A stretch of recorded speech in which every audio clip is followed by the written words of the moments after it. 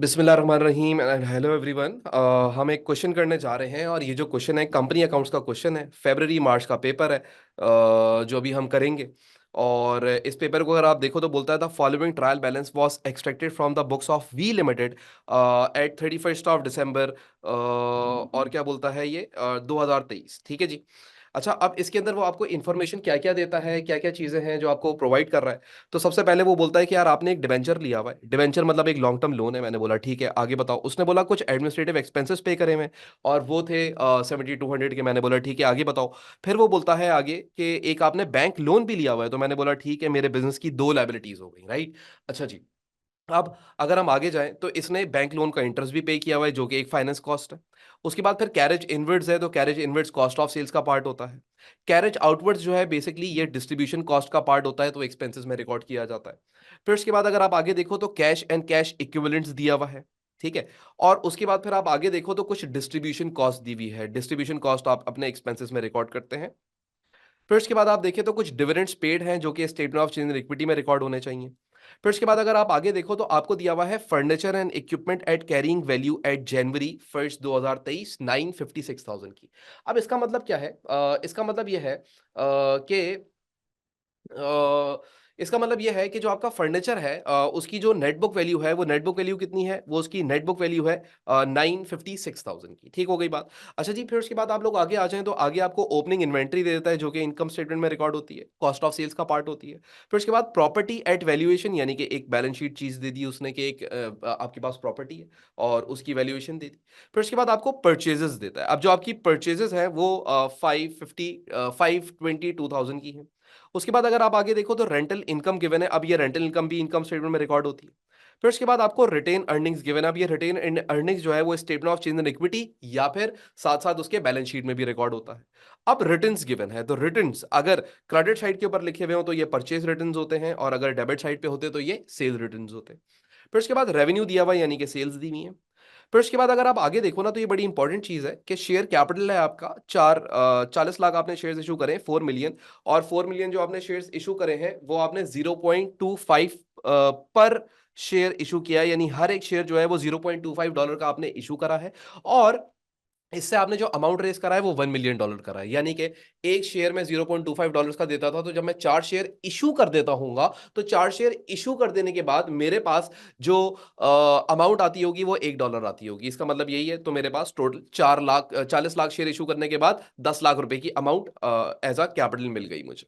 फिर उसके बाद आगे, और याद रखिएगा ये 0.25 क्या है यार, ये शेयर की पार वैल्यू है ना, तो टेंशन क्यों लेनी है। ठीक है, तो ये शेयर की पार वैल्यू है। किसी सवाल में 0.25 है, किसी सवाल में 0.5 है, किसी के सवाल में $1 है, किसी के सवाल में $2 है, तो ये सवाल के अंदर दी भी है। आगे वो बोलता है शेयर प्रीमियम, तो आपके पास शेयर प्रीमियम में पैसे पड़े हुए हैं at the end of the year 215,000।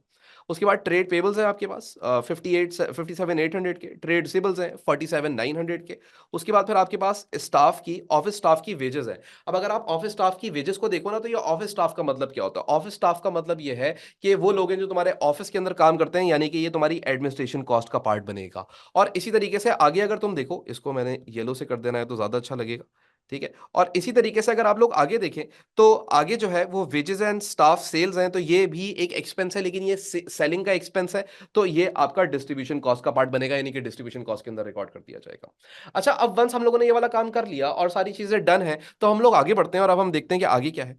The following information is also available. अब आपको कुछ इन्फॉर्मेशन दे रहा है। अच्छा, वो इन्फॉर्मेशन क्या दे रहा है? बोलता है at 31 of December the inventory was valued at 49500 की। यानी कि यहाँ पे आपकी जो इन्वेंट्री है, क्लोजिंग इन्वेंट्री, वो 49500 की क्लोजिंग इन्वेंट्री है। मैंने बोला ठीक है, आगे बताओ। बोलता है कि जो तुम्हारी डिस्ट्रीब्यूशन कॉस्ट है ना, डिस्ट्रीब्यूशन कॉस्ट के अंदर एक प्री पेमेंट है 6,000 की। मैंने बोला अच्छा, तो अब इसको क्या करना चाहिए मुझे? इसको अपने डिस्ट्रीब्यूशन कॉस्ट के अंदर जाके एडजस्ट कर लेना चाहिए। कैसे एडजस्ट करूंगा? भाई मेरे पास ऊपर डिस्ट्रीब्यूशन कॉस्ट नजर आ रही है, प्रीपेड जो होते हैं उसको मुझे क्या कर देना चाहिए? डिस्ट्रीब्यूशन कॉस्ट में से सब्ट्रैक्ट कर देना चाहिए, क्योंकि ये मेरे करंट एसेट्स हैं। तो यहां से मैं इसको माइनस करूंगा और ले जाके रिकॉर्ड कर दूंगा अपनी बैलेंस शीट के अंदर। एक्सपेंसेस से माइनस हो जाएगा, यानी कि डिस्ट्रीब्यूशन कॉस्ट के अंदर से माइनस कर दिया जाएगा।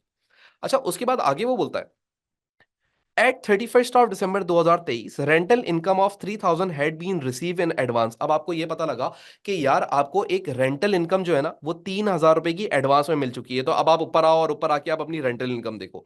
रेंटल इनकम के अंदर जितना एडवांस में पैसा आया हुआ है वो इस साल का नहीं है, अगले साल का है, तो इस साल उसको माइनस कर दो।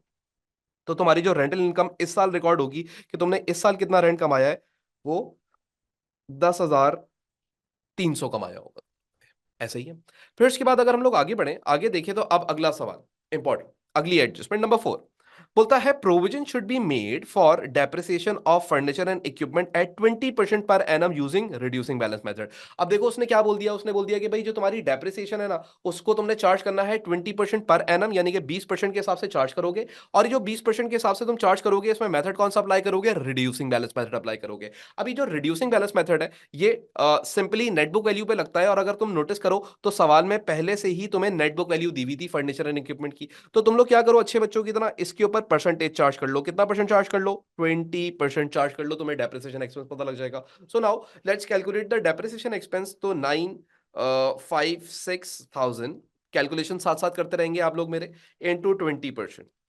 सो जो डेप्रिसिएशन आ रही है मेरे पास वो आ रही है 191,200 की। ये 191,200 की टोटल डेप्रिसिएशन आ गई, लेकिन एडजस्टमेंट यहां खत्म नहीं हुई। एडजस्टमेंट में नीचे एक और बात भी लिखी हुई थी कि डेप्रिसिएशन इज चार्ज या depreciation charges should be allocated 60% to administrative expenses and 40% to distribution cost. यानी कि ये जो तुम्हारा डेप्रिसिएशन एक्सपेंसेस के दो हिस्से बनेंगे, यानी कि इसका 60% जो तुम्हारा डेप्रिसिएशन आया वो कहां चला जाएगा, एडमिनिस्ट्रेटिव एक्सपेंसेस के अंदर चला जाएगा। तो भाई इसका 60% अगर हम निकाल लें तो वो एडमिन एक्सपेंसेस में रिकॉर्ड करेंगे। तो आ जाए इसका 60% कैलकुलेट कर लेते हैं।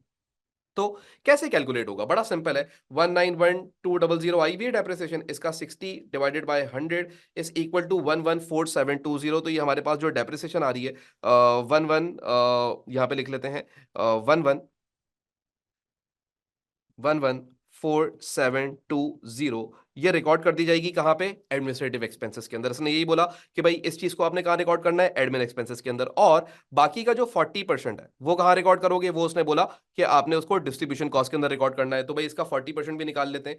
तो कितना था मैं भूल गया, 191,200 multiply by 40 divided by 100 is equal to, ये हमारे पास, ओ सॉरी सही निकाला ना मैंने, 191,200 into 40 divide by 100 is equal to 76। ये हमारे पास आ रहा है डिस्ट्रीब्यूशन कॉस्ट के अंदर, हम रिकॉर्ड कर देंगे, यानी कि ये ऐड हो जाएगा 76480। तो ये 76480 जो मेरे पास आ रहा है ये क्या आ रहा है, ये मेरे पास डिस्ट्रीब्यूशन कॉस्ट के अंदर डेप्रिसिएशन एक्सपेंस कैलकुलेट होके आ गया। डन। अच्छा जी, अब आप आगे आ जाएं फिफ्थ एडजस्टमेंट के ऊपर। बोलता है at 31st of December 2023 office wages of 5800 were due but unpaid. अब वो बोलता है कि भाई आपकी कुछ ऑफिस वेजेस थी और वो क्या है, वो आपकी ड्यू है, यानी कि अभी अक्रूड है। तो अब अक्रूड ऑफिस वेजेस हैं, तो ऑफिस वेजेस के अंदर 5800 को क्या हो जाना चाहिए, ऐड होना चाहिए। तो हम लोग यहाँ पे जाएंगे और ऑफिस स्टाफ की जो वेजेस है हमारे पास उसके अंदर हम 5800 को ऐड ऑन कर लेंगे, यानी कि ये चीज ऐड हो जाएगी इसके अंदर। ऐसा ही मतलब है इस बात का। फिर उसके बाद आप अगली एडजस्टमेंट देखें तो वो अगली एडजस्टमेंट के अंदर बोलता है the debenture has been issued on 1 October 2023, the first interest payment is due on March 2024। देखो आज क्या चल रहा है, आज चल रहा है 31 दिसंबर 2023, राइट, यही डेट है 31 दिसंबर 2023। अगर आप देखो तो आज की डेट जो है जिस दिन हम ये अकाउंट्स खोल के बैठे वो इस दिन की एक क्लोजिंग डेट है, राइट। अब उसने बोला कि आपने जो लोन ये जो डिबेंचर लिया था ना, अब जरा सुनना। बोलता है जो आपने डिबेंचर लिया था ना, डिबेंचर आपने लिया था कितने का डिबेंचर आपने लिया था 1 अक्टूबर 2023 को। तो अब डिबेंचर लिए हुए मुझे टाइम कितना हुआ है, सर आपने अक्टूबर में लिया था तो अक्टूबर नवंबर दिसंबर, अक्टूबर नवंबर दिसंबर, यानी कि जो मेरे पास डिबेंचर बन रहा है वो सिर्फ 3 मंथ्स का बन रहा है। तो मुझे जो डिबेंचर है वो अगर मैं इसका कैलकुलेट करूंगा तो वो सिर्फ और सिर्फ 3 मंथ्स का ही कैलकुलेट होके आएगा। तो डिबेंचर लिया हुआ कितने का था, 240,000 का लिया हुआ था, ठीक है। तो अब मैं पहले तो 240,000 का ऊपर 8% चार्ज करूंगा, ये जानने के लिए कि मेरा पूरे साल का इंटरेस्ट कितना बनता है। तो अगर मैं बोलूं 240,000 multiply by 8 divided by 100 is equal to 19200. Now this 19200 is the whole year interest expense, ये पूरे साल का इंटरेस्ट एक्सपेंस है। बट क्या मैंने पूरा साल लोन लोन लिया हुआ है तो मैं पूरे साल का लोन इंटरेस्ट दूंगा? नहीं सर। आपने लोन लिया था कब? इस तारीख को आपने लोन लिया था 1 अक्टूबर को, तो अक्टूबर, नवंबर, दिसंबर, यानी कि 3 महीने का सर आप इंटरेस्ट इधर कैलकुलेट करेंगे। तो 3 महीने का इंटरेस्ट कैसे कैलकुलेट होगा? मल्टीप्लाई बाय 3 डिवाइडेड बाय 12, तो मेरे पास इंटरेस्ट आ जाएगा इस साल का, तो मल्टीप्लाई बाय 3 डिवाइडेड बाय 12, तो ये मेरे पास आंसर आ रहा है 4800। यानी कि जो मेरा इंटरेस्ट एक्सपेंस होगा वो कितने का रिकॉर्ड होगा इस साल की इनकम स्टेटमेंट में? 4800 का। अब कुछ बच्चे पेपर में पता है क्या गलती करते हैं, मैं बताता हूँ वो गलती क्या करते हैं। वो यहाँ पे देखते हैं कि भाई जो ये है ये ड्यू होगा मार्च में, तो इसका मतलब हमें मार्च तक का पे करना है इस साल। नहीं भाई, जितने मंथ्स तुम्हें हुए होते हैं उस ऑब्लिगेशन को लिए हुए, उतने ही मंथ्स का तुम इंटरेस्ट पे करोगे। ये नहीं देखोगे कि यार अक्टूबर से लेके मैं मार्च तक का इंटरेस्ट पे करूं, नहीं। तुम्हारा ईयर एंड कब हो गया? दिसंबर में हो गया ना। तो जब तुम्हारा ईयर एंड ही दिसंबर में हो गया, तो फिर जनवरी, फरवरी, मार्च, अगले 3 महीने का तो एडवांस में इंटरेस्ट एक्सपेंस क्यों पे करोगे? तुम नहीं करोगे कभी भी। तो मुझे अक्टूबर, नवंबर और दिसंबर 3 महीने का इंटरेस्ट पे करना था। मैंने 3 महीने का इंटरेस्ट कैलकुलेट कर लिया। जिनको दोबारा से देखना है देख लें। लोन लिया हुआ था 8% के हिसाब से, उसका पूरे साल का इंटरेस्ट बनता है 19,200। और मुझे लोन लिए हुए सिर्फ 3 मंथ्स हुए हैं, तो मैं इंटरेस्ट भी कितने मंथ्स का दूंगा? 3 मंथ्स का दूंगा। तो 3/12 करा, तो मेरे पास 3 मंथ्स का जो इंटरेस्ट आ रहा है वो 4800 आ रहा है। होप कि जो मैंने आपको बात बताई है ये आप लोगों को क्लियर हो चुकी होगी, इसके अंदर कोई मसला नहीं होगा। डन हो गई बात? Done, very good. अच्छा भाई, फिर उसके बाद आप लोग आगे आ जाओ जरा।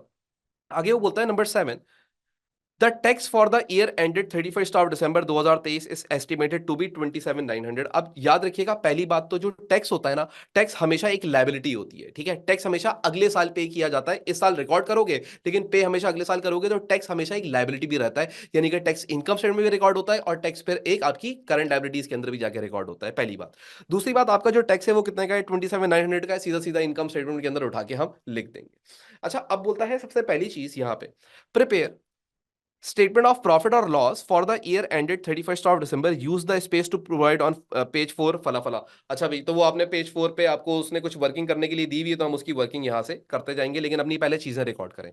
यार सबसे पहले हम रिकॉर्ड करेंगे अपना रेवेन्यू। मुझे ये बताओ, मेरा रेवेन्यू यानी कि मेरी सेल्स, क्या मुझे पता है कि वो कितने की है? हाँ सर हमें पता है, 997100 की है। तो सर आप उसको रिकॉर्ड कर लें, 997100 की, तो यहाँ रिकॉर्ड कर लेते हैं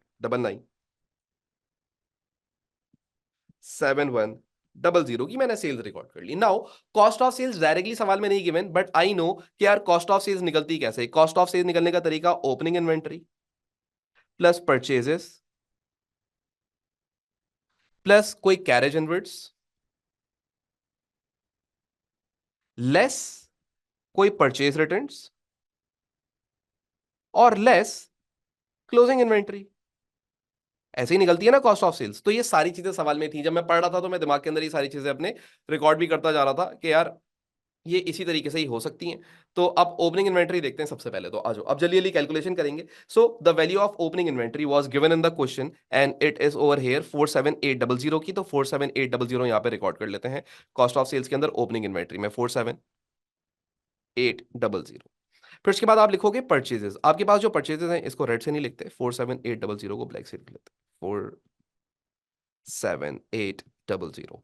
राइट नाउ लेट्स सी के यार हमारी जो परचेजेस हैं वो कितनी है। सो परचेजेस अगर आप देखो तो परचेजेस हैं 522000, तो यहाँ पे हम रिकॉर्ड कर लेते हैं कि भाई परचेजेस हैं 522000 की। और उसके बाद फिर हमें कैरेज इनवर्ड्स, याद रखिएगा यहाँ पे सिर्फ और सिर्फ कैरेज इनवर्ड्स आता है। तो कैरेज इनवर्ड्स को अगर हम लोग ऊपर आगे देखें तो कैरेज इनवर्ड्स हमें दिया हुआ है, ये रहा 4500 का, तो हम यहाँ पे 4500 रिकॉर्ड कर लेते हैं, ठीक है। तो यहाँ पे रिकॉर्ड करते हैं 4500।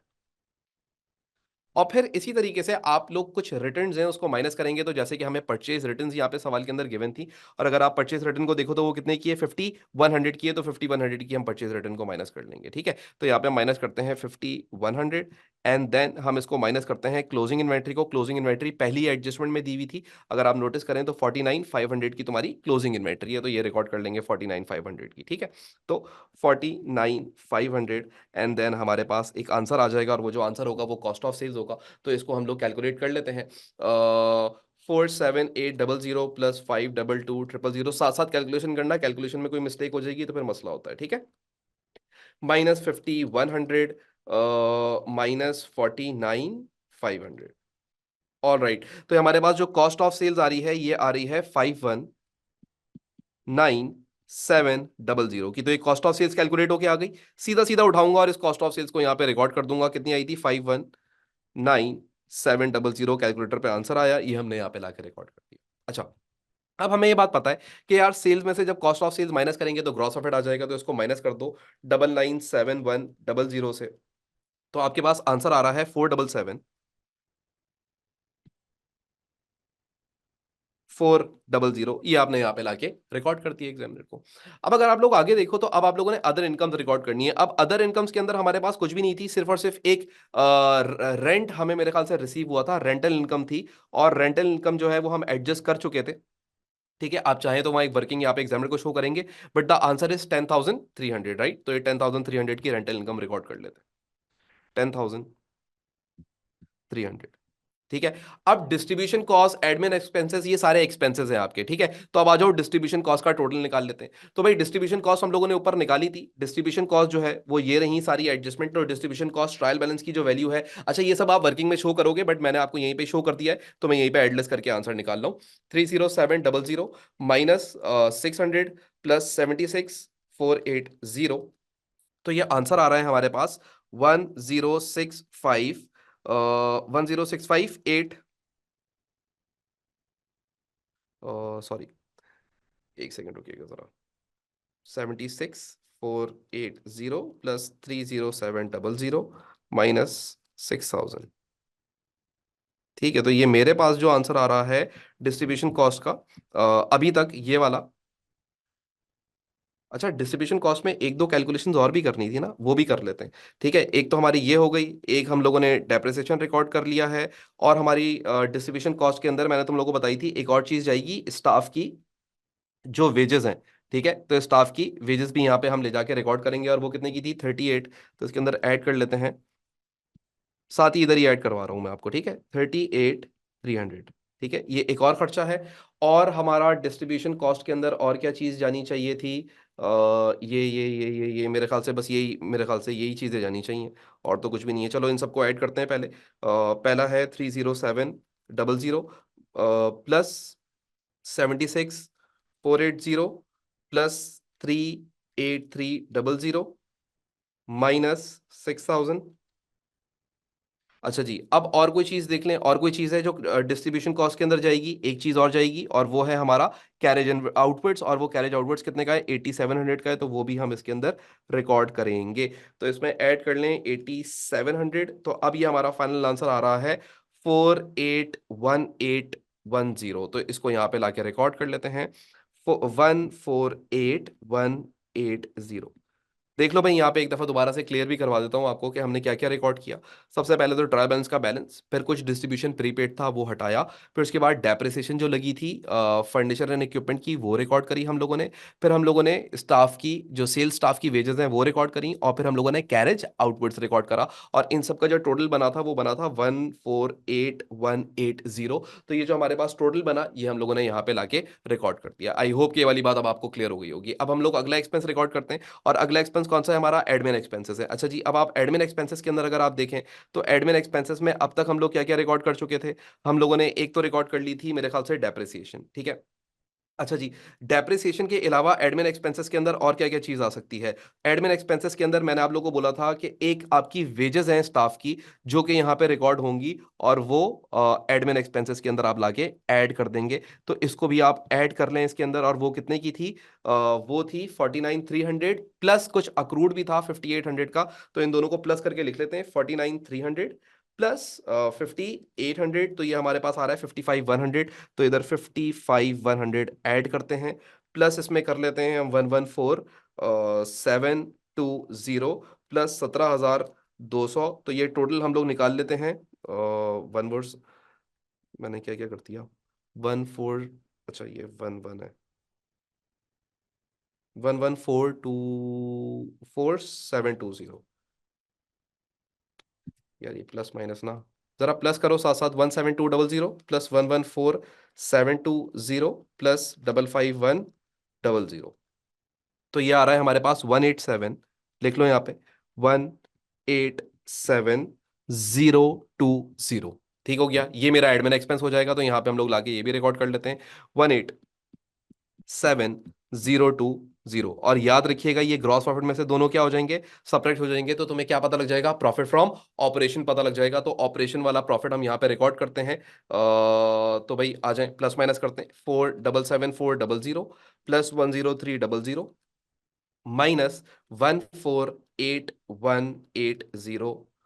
मैंने सही लिखा है, 148180, और माइनस 187,020। तो ये हमारे पास जो आंसर आ रहा है, ये आंसर आ रहा है ऑपरेशन से जो प्रॉफिट आया है 152,500 का। अब इसके अंदर तुमने फाइनेंस कॉस्ट रिकॉर्ड करनी है। अब फाइनेंस कॉस्ट बड़ा सिंपल है मेरा बेटा, अगर तुम नोटिस करो यहाँ पे आके, तो एक तो तुम्हारा डिबेंचर का इंटरेस्ट है 4800 का, और एक बैंक लोन का इंटरेस्ट है 2600 का। तो 4800 प्लस 2600 दोनों को प्लस कर लो, तो फाइनेंस कॉस्ट आ जाएगी 4800। यहाँ पे लिख देते हैं आपके लिए, 4800 प्लस 2600, इन दोनों को ऐड कर लो, क्योंकि ये दोनों ही तुम्हारा इंटरेस्ट है, एक डिबेंचर का इंटरेस्ट है और एक बैंक लोन का इंटरेस्ट है। तो 2600 प्लस 4800 इज इक्वल टू 7400। तो ये आपके पास जो 7400 आ रहा है, ये क्या है, ये आपका फाइनेंस कॉस्ट है।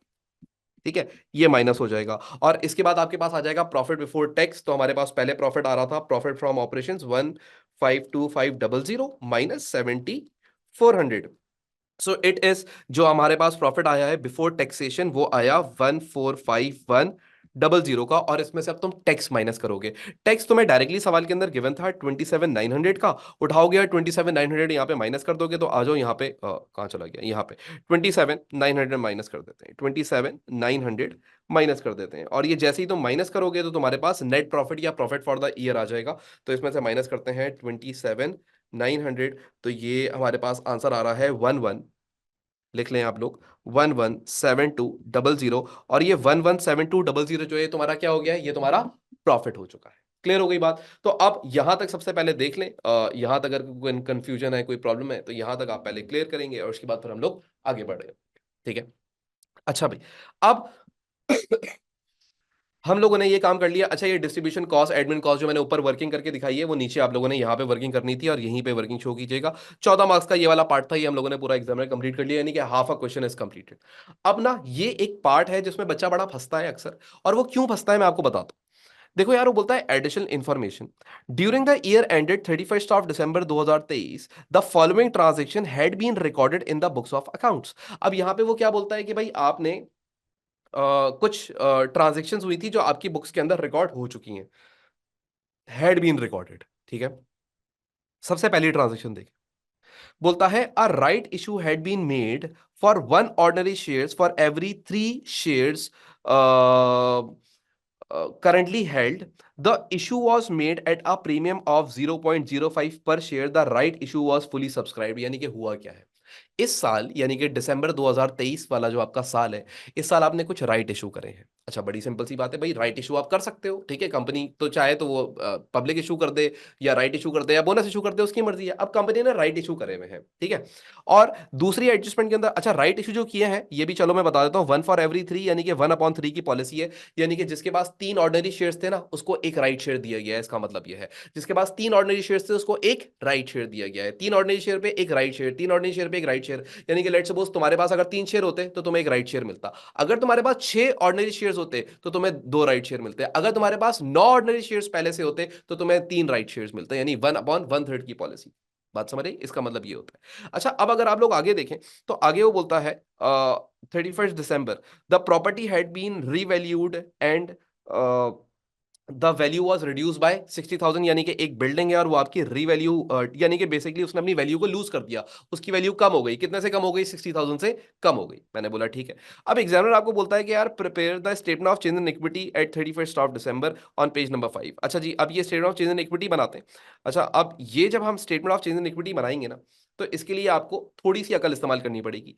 देखो यार, याद रखिएगा, आपको ऑर्डिनरी शेयर कैपिटल पहले से दिया हुआ है, और वो क्लोजिंग बैलेंस दिया हुआ है 31 दिसंबर का 1 मिलियन का। और अगर तुम नोटिस करो ना, अपने ट्रायल बैलेंस को जाके भी देखो, तो वो ट्रायल बैलेंस के अंदर भी ये बात पहले से लिखी हुई थी। ट्रायल बैलेंस के अंदर भी पहले से ये वाली बात लिखी हुई थी कि आपका जो ऑर्डिनरी शेयर कैपिटल है वो कितने का है, वो है 1 मिलियन का। लेकिन क्या ये जो 1 मिलियन का तुम्हारा ऑर्डिनरी शेयर कैपिटल शो हो रहा है, क्या इसमें राइट इशू इंक्लूडेड है या नहीं है? सोचिएगा। क्या इस वैल्यू के अंदर तुम्हारा राइट शेयर या राइट इशू इंक्लूडेड है या नहीं है? सर ये जो अमाउंट है ना 1 मिलियन की, ये आफ्टर द इंक्लूजन ऑफ या after the issue of right shares उसके बाद की अमाउंट है, यानी कि राइट शेयर्स की जो अमाउंट है वो इसके अंदर ही इंक्लूडेड है। तो सर अब प्रॉब्लम हमें ये नजर आ रही है सबसे पहली कि हमारे पास ओपनिंग बैलेंस कितना होना चाहिए इस statement of change in equity का, क्योंकि 1 मिलियन तो क्या है, वो क्लोजिंग बैलेंस। प्रॉब्लम समझ आ गई? प्रॉब्लम सबको समझ आई ना कि प्रॉब्लम क्या है? हमेशा नॉर्मली ट्रायल बैलेंस में वो आपको 1 जनवरी का बैलेंस देता है, लेकिन इस बार उसने कौन सा बैलेंस दे दिया?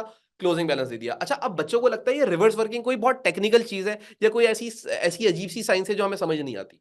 देखो यार, आपको ना ओपनिंग बैलेंस चाहिए, you don't know the opening balance, right? आपने statement of change in equity बनानी है 7 मार्क्स के लिए, लेकिन आपको ये नहीं पता कि यार ओपनिंग बैलेंस कितना है। लेकिन क्या आपको एक बात पता है जा कि यार जो हमारे पास शेयर की टोटल अमाउंट है ना, वो आफ्टर इशुइंग इतनी है, और इसको अगर हम पार वैल्यू से डिवाइड कर लें तो हमें नंबर ऑफ शेयर्स पता लग जाएंगे। तो 0.25 से मल्टीप्लाई किया तो 4 मिलियन की अमाउंट आ गई थी। ठीक है। और हमें यह पता लगा था कि यार पहले जो प्रीवियस शेयर थे ना वो 100% थे, प्लस 100% थे, प्लस हम लोगों ने 33.33% मजीद इशू किए। और जैसे ही हम दोनों ने इसको इन दोनों को आपस में डिवाइड किया तो हमारे पास आंसर आ गया 3 मिलियन। 3 मिलियन वो ओपनिंग बैलेंस आ गया जो मेरा शेयर ओपनिंग के अंदर मेरे पास मौजूद था, यानी कि साल के शुरू में। अब ओपनिंग 3 मिलियन को मैंने क्या करना है, मल्टीप्लाई करना है ओपनिंग बैलेंस मालूम करने के लिए। तो मैंने किया 0.25 से मल्टीप्लाई। तो भाई जैसे ही मैंने इस 3 मिलियन को 0.25 से मल्टीप्लाई किया, मेरे पास आंसर आ गया 7,50,000 रुपए। मैंने ओपनिंग बैलेंस मेंशन कर दिया 7,50,000 रुपए। अब मुझे ये पता लगा कि यार 4 मिलियन शेयर हो चुके हैं, पहले थे 3 मिलियन। तो इसका मतलब जो राइट इशू किए गए हैं वो 1 मिलियन किए गए हैं। सारे बच्चे 1M 1M 1M करके जो लिख रहे थे उसका मतलब ये हो गया। अब ये जो आपने राइट इशू करे हैं ये किस वैल्यू के हिसाब से करे होंगे? सर राइट इशू आप लोगों ने जो ऑर्डिनरी शेयर कैपिटल में रिकॉर्ड करना है वो तो पार वैल्यू पे रिकॉर्ड करना है। तो पार वैल्यू कितनी है? 0.25 है। तो इसको 0.25 से मल्टीप्लाई किया तो हमारे पास आंसर कितना आया? 2.5 लाख आया। तो यानी कि ये कितने इशू करे इन्होंने? 2.5 लाख इशू करे। लेकिन बात यहां पे खत्म नहीं होती।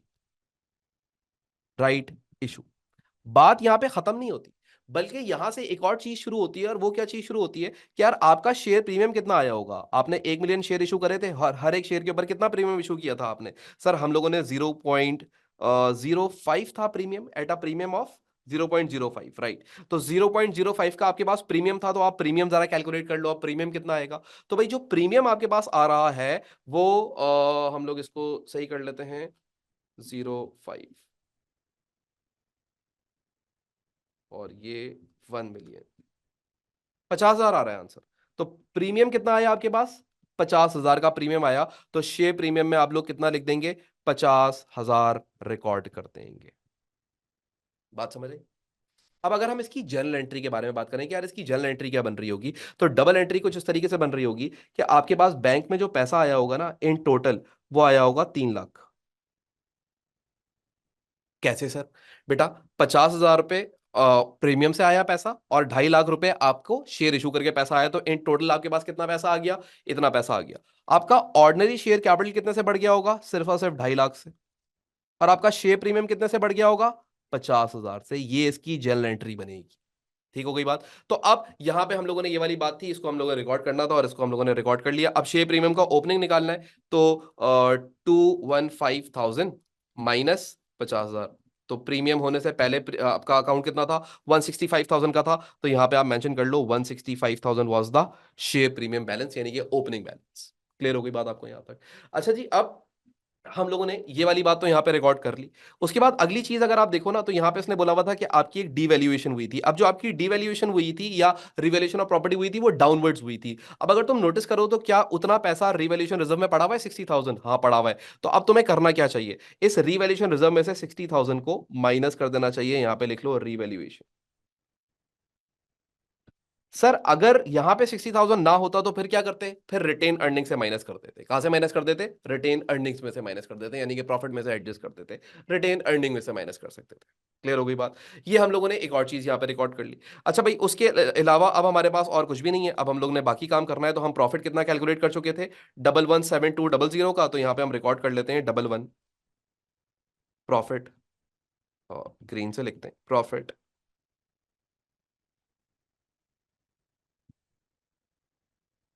117200। फिर इसके बाद इन्होंने कुछ डिविडेंड्स दिए थे, याद है ना, सवाल के अंदर ट्रायल बैलेंस में ही दिए हुए थे। तो आज मैं तुम लोगों को दिखा दूं एक दफा।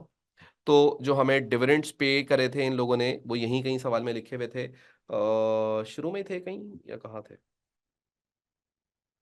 ब्लू में ही होगा कहीं। डिविडेंड्स पेड ये रहे, ठीक है, 37,500 के। तो ये डिविडेंड्स पे कर दिए, ये आप माइनस कर देंगे यहाँ पे लाके। तो ये डिविडेंड्स पेड हम रिकॉर्ड करते हैं 37,500 के। तो यहाँ पे हम लोग आ जाते हैं और यहाँ आके रिकॉर्ड करते हैं 37,500 के। और मेरा नहीं ख्याल कि हमारे पास और कुछ था इसके अंदर, जनरल रिजर्व वगैरह के अंदर कोई ट्रांसफर वगैरह कुछ भी नहीं था। तो अब इसके हम क्लोजिंग बैलेंसेस निकाल लेते हैं। जो आपका रिवैल्यूएशन है वो तो निल हो जाएगा। अच्छा, उसने देखो इधर डैश भी डाला हुआ है निल करके, कि ये आंसर नेगेटिव, वो मतलब जीरो ही आएगा। दूसरा निकाल लो तो भाई ये 174,000 प्लस 117200, और इसको आप माइनस कर दो 37500 से। तो ये आपके पास आंसर आ रहा है 253,700। तो यहाँ पे रिकॉर्ड कर लेते हैं 253,700। और फिर टोटल के कॉलम में टोटल रिकॉर्ड करते जाइए। अब इसको टोटल हम कैसे करें, ये था 7, ये मैंने एक जीरो कम लिखा हुआ है, इसको सही कर लेना मेरा बेटा, ठीक है। अच्छा भाई, 7,50,000 प्लस 165,000 प्लस 60,000 प्लस 174,000। तो ये हमारे पास आ रहा है 11,49,000, राइट। ये बन जाएगा 3 लाख। ये बन जाएगा आपके पास 60,000 नेगेटिव। ये आपके पास बन जाएगा पॉजिटिव 117200। और ये बन जाएगा आपके पास 37,500 का नेगेटिव। टोटल का कॉलम दिया हुआ है तो बनाना जरूरी है, ठीक है। और उसके बाद आप एक फाइनल आंसर निकाल लेंगे। फाइनल आंसर बड़ा सिंपल है, 1,000,000, कैसे भी प्लस कर लो, ऐसे कर लो या ऐसे कर लो, सेम ही आंसर आता है। Plus 215,000 plus 253,700। तो ये आंसर आ रहा है 146,147,000। और ये हमारा जो statement of change in equity था, ये कंप्लीट होता है यहाँ पे आके। इसको गौर से आप सब लोग देख लें। इसके अंदर जो कंफ्यूजन थी वो मैंने आप लोग को क्लियर कर दी, कि एक बेसिक लेवल के ऊपर बच्चा किस तरीके से इसको कर सकता है, कि वो पहले इसकी ओपनिंग वैल्यू निकाल ले। तो ओपनिंग वैल्यू उसने निकाली पहले, तो उसको ओपनिंग वैल्यू पता लग गई, और फिर वहां से उसने बाकी सारा काम करना शुरू किया। तो यहाँ से हमें ओपनिंग वैल्यू पता लग गई, और फिर जो इनका डिफरेंस था 1 मिलियन का, ये राइट इशू की वैल्यू पता लगी, उसका 0.25 ऑर्डिनरी शेयर कैपिटल और 0.05 शेयर प्रीमियम के अंदर चला गया, और ये जनरल एंट्री बनी, और यहाँ पे रिकॉर्डिंग हो गई। क्लियर। और उसके अलावा इस पूरे के अंदर कुछ भी मसला नहीं था। और यहाँ पे भी जो बच्चे कंफ्यूज हो रहे थे ना, पता है क्यों हो रहे थे, वो सिर्फ इतनी सी वजह से हो रहे थे कि यहाँ पे जो वो आंसर था ना उनका परफेक्टली 3 मिलियन नहीं आ रहा था। इस वजह से वो थोड़ा सा कंफ्यूज हो रहे थे। तो जब भी आपके पास 33.33 वाला केस आए तो उसको राउंड ऑफ कर दिया करें, कोई मसला नहीं। क्या आपको जो ये वाला क्वेश्चन है जो अभी हम लोगों ने किया है, क्या ये पूरे तरीके से समझ आ गया है? सर क्या प्रोबेबिलिटी है इस तरह के क्वेश्चन अपने पेपर में आएगा, आ सकता है? सर इस क्वेश्चन के बाद ऑर्डिनरी शेयर वाला भी करवा दें प्लीज। अभी तो हम पेपर सॉल्व कर रहे हैं ना बेटा, इसको देख लो पहले। ये वाला क्लियर है? मुझे एक दफा सब लोग क्लियर बता दें। बोनस इशू के अंदर कुछ भी नहीं होता है। बोनस इशू के अंदर तो कैश आता नहीं है, तो ये एंट्री नहीं बनती उसके अंदर, रिजर्व यूज होते हैं उसके अंदर। तो उसके लिए कंपनी अकाउंट्स की वीडियो देख लो, ठीक है बेटा। ये अब अपलोड होने में इसको बहुत टाइम लगेगा, तो अभी ये पूरा देख लेना, क्योंकि अब तो ये एडिट पे जाएगी और उसके बाद फिर अपलोडिंग पे जाएगी। लाइव स्ट्रीम तो वहीं होते ही वहीं अपलोड हो जाती ना, अब ये तो एडिट पे जाएगी ना। आगे बढ़ जाए सवाल में, यहां तक हो गया? अच्छा जी, इसको इस पेज को दोबारा सही कर देते हैं ताकि हमारी एडजस्टमेंट्स दोबारा से सही हो जाएं। अच्छा भाई, अब सबसे पहले वो आपको क्या बोलता है, state two factors that director should take into accounts when declaring a dividend. देखो, जब भी आपका डायरेक्टर जो है वो डिविडेंड डिक्लेयर कर रहा हो, तो डिविडेंड डिक्लेयर करने के लिए सबसे पहली चीज क्या देखनी होती है, कि भाई आपके पास इतना कैश मौजूद है भी या नहीं है। तो अवेलेबिलिटी ऑफ कैश आप सबसे पहले देखेंगे। और दूसरी चीज करंट ईयर का प्रॉफिट, और इस साल की प्रॉफिटेबिलिटी भी देखोगे कि प्रॉफिटेबिलिटी कैसी है, और उसकी बेसिस के ऊपर डायरेक्टर्स पे डिसीजन लेते हैं कि भाई कितना डिविडेंड पे करना है। अच्छा जी, उसके बाद आप लोग आगे आ जाएं, तो अब आपसे एक और थ्योरी वाली बात पूछता है, ये नॉर्मल सी बात है, इसको जल्दी से करके आगे बढ़ेंगे। The director wish to improve the company's performance, they are considering two option. Number A, delaying payments to credit supplier by an extra 8 days। इसका मतलब क्या है कि भाई जो आपका सप्लायर है ना, उसको 8 दिनों के लिए क्या कर दो, उसको 8 दिनों के लिए बोलो कि भाई तुम्हें मैं 8 दिनों के बाद पैसे दूंगा, ठीक है। और दूसरी ऑप्शन ये है कि switching to a new supplier who is prepare to offer a trade discount if large orders are made, या फिर किसी और सप्लायर के पास चले जाओ, ऐसा सप्लायर जो लार्ज ऑर्डर के ऊपर तुम्हें डिस्काउंट्स देता हो, ट्रेड डिस्काउंट देता हो, ठीक है जी। Advise the director which option they should choose, justify or answer by considering both profitability and liquidity। अच्छा, आप बोलता है कि भाई आप लोगों ने यहाँ पे कुछ ऑप्शंस है, उसमें से चूज करनी है, कोई जस्टिफाई करनी है, और वो जस्टिफिकेशन करते हुए प्रॉफिटेबिलिटी पे भी बात करनी है और लिक्विडिटी पे भी बात करनी है, ठीक है। अब अगर तुम नोटिस करो तो जो तुम्हारा पहला ऑप्शन है, इसके अंदर क्या है, 8 एक्स्ट्रा डेज ले लो। अब एक, अगर तुम 8 एक्स्ट्रा दिन ले लोगे तो 8 एक्स्ट्रा दिन लेने से तुम्हारा जो कैश फ्लो है वो तो बेहतर हो जाएगा, यानी कि जो लिक्विडिटी है वो तो बेहतर हो जाएगी, ठीक है, तुम्हारे पास 8 दिन तक पैसा रहेगा। लेकिन इसका नुकसान प्रॉफिटेबिलिटी के अंदर आ सकता है। मे वर्जन रिलेशनशिप, यहां पे मैंने लिखा कि भाई आपकी जो रिलेशनशिप है सप्लायर के साथ वो वर्स हो सकती है, resulting in less advantages prices, और फ्यूचर के अंदर हो सकता है कि फिर वो आपको सस्ते में सामान ना दे, क्योंकि वो आप उसको जब पेमेंट ही लेट करते हो तो बोलता है यार ये तो मेरा कोई अच्छा कस्टमर ही नहीं है, जो आपका सप्लायर है वो आपको समझता होगा ये तो मेरा कोई अच्छा कस्टमर ही नहीं है, तो आपको कोई एडवांटेज नहीं देता होगा प्राइसिंग के अंदर। लेकिन हाँ, लिक्विडिटी आपकी बेहतर हो जाएगी। तो ये मैंने एक पॉइंट यहाँ पे मेंशन कर दिया, the delay in paying suppliers will improve the cash flow, यानी कि कैश फ्लो आपका बेहतर हो जाएगा। इसी तरीके से ऑप्शन बी के ऊपर अगर हम आए तो ऑप्शन बी के अंदर क्या बोला था उसने, सबसे पहले तो नए सप्लायर पे स्विच कर लो। अब नए सप्लायर पे स्विच करोगे तो प्रॉफिटेबिलिटी पे क्या इंपैक्ट पड़ेगा। भाई पहली बात, नया सप्लायर कोई ऐसा बंदा जो तुम्हें ट्रेड डिस्काउंट दे रहा है, जिसकी वजह से तुम्हारी कॉस्ट ऑफ सेल्स कम हो रही है, तो प्रॉफिटेबिलिटी क्या हो जाएगी, बढ़ जाएगी, तो प्रॉफिटेबिलिटी इंक्रीज हो जाएगी। लेकिन साथ साथ जो तुम्हारी लिक्विडिटी है वो भी इंप्रूव ही होगी। क्यों, क्योंकि तुम सस्ता सामान खरीद रहे हो, तो सस्ता सामान खरीदने से तुम्हारे पास आउटफ्लो ऑफ कैश कम हो रहा है। तो यहां पे मैंने ये बात लिखी प्रॉफिटेबिलिटी के हेडिंग के नीचे, it will improve the profitability as the cost of sales are reduce, यानी कि परचेजेस की वैल्यू कम हो जाएगी। Reliability of supplier should be taken into consideration, और ये जरूर देख लेना कि वो जो सप्लायर है वो रिलायबल है भी या नहीं है। और इसी तरीके से मैंने लिक्विडिटी पे क्या बात लिखी, it will improve the cash flow as cost of purchase is reduced. ठीक है, बात समझ आई। तो ये हम लोगों ने एक और चीज यहां पे कर ली है। डन हो गई बात। ये एक नॉर्मल सी थ्योरी थी, हम लोगों ने इसको करा। और अच्छा भाई चले स्टार्ट करते हैं। Zenab uses the straight line method of depreciation of business vehicle। ठीक है, तो ये डेप्रिसिएशन का सवाल है। The non current assets for the business include to vehicle, इनके पास दो व्हीकल है, ठीक है, व्हीकल वन जो कि ये रही, और व्हीकल टू ये रही। उसकी कॉस्ट 26,000 है और दूसरी व्हीकल की कॉस्ट 28,200 है। डेट ऑफ परचेज उन्होंने दे दी कि एक आपने जनवरी 2021 में खरीदी थी और एक आपने खरीदी है सितंबर 2022 के अंदर। ठीक हो गई बात। आगे वो बोलता है vehicles are depreciated 20% per annum, यानी कि इनको 20% से आप डेप्रिशिएट करते हो। और बोलता है depreciation is calculated on a monthly basis, और ये मंथली बेसिस के ऊपर आप डेप्रिशिएट करते हैं, यानी कि month by month in the year of purchase. और बोलता है no depreciation is provided in the year of disposal, और जिस साल एसेट बेच देते हो ना उस साल कोई डेप्रिसिएशन प्रोवाइड नहीं करता। यानी कि बड़ी अलग सी पॉलिसी आई है, ऐसी पॉलिसी इससे पहले किसी सवाल में मैंने नहीं देखी कि भाई जिस साल आप एसेट खरीद रहे हो उस साल आप उस पर मंथली पॉलिसी अप्लाई करोगे, और जिस साल एसेट बेच रहे हो उस पर आप कोई डेप्रिसिएशन चार्ज नहीं करोगे। तो उसने पॉलिसी बता दी। बोलता है the financial year and on 31 दिसंबर, और 31 दिसंबर को फाइनेंशियल ईयर एंड हो जाता है। बोलता है prepare the journal entry to record the depreciation charge for the year ended 31 December 2022, narratives not required. अब आप लोगों ने सबसे पहले ना डेप्रिसिएशन कैलकुलेट कर लेनी है। डेप्रिसिएशन कैसे कैलकुलेट करोगे, देखो यार, अगर आप 2022 की बात करो, यानी कि 2022 की बात करो, तो 2022 के अंदर जो एसेट वन था आपके पास वो तो मौजूद था 26,000 का, तो इस पे तो पूरे साल की डेप्रिसिएशन लग जाएगी, यानी कि 20%। राइट, इसके ऊपर कोई मंथ काउंट नहीं होंगे क्योंकि ये 2022 में है आपके पास, क्योंकि आपने 2021 में इसको खरीदा था। तो अगर हम कैलकुलेशन करें तो 26,000 मल्टीप्लाई बाय 20% डिवाइडेड बाय 100, तो ये हमारे पास आंसर आ जाएगा 5200, यानी कि इसकी डेप्रिसिएशन कितनी आ रही है 5200। और जो मेरे पास व्हीकल टू है ना, व्हीकल टू जो मैंने खरीदी वो खरीदी मैंने 28,600 200 की। अब इसके ऊपर मैं 20% तो डेप्रिसिएशन चार्ज करूंगा, लेकिन ये मैंने खरीदी खाली कब है, सितंबर में खरीदी है, 1 सितंबर 2022 को, और मेरा ईयर एंड कब होता है 31 दिसंबर को। तो सितंबर, अक्टूबर, नवंबर, दिसंबर, यानी कि 4 मंथ्स की डेप्रिसिएशन चार्ज की जाएगी, तो मल्टीप्लाई बाय 4 डिवाइडेड बाय 12 कर दिया जाएगा आंसर निकालने के लिए। तो भाई इसका आंसर निकाल लेते, 28,200 मल्टीप्लाई बाय 20%, तो ये आंसर आ गया हमारे पास।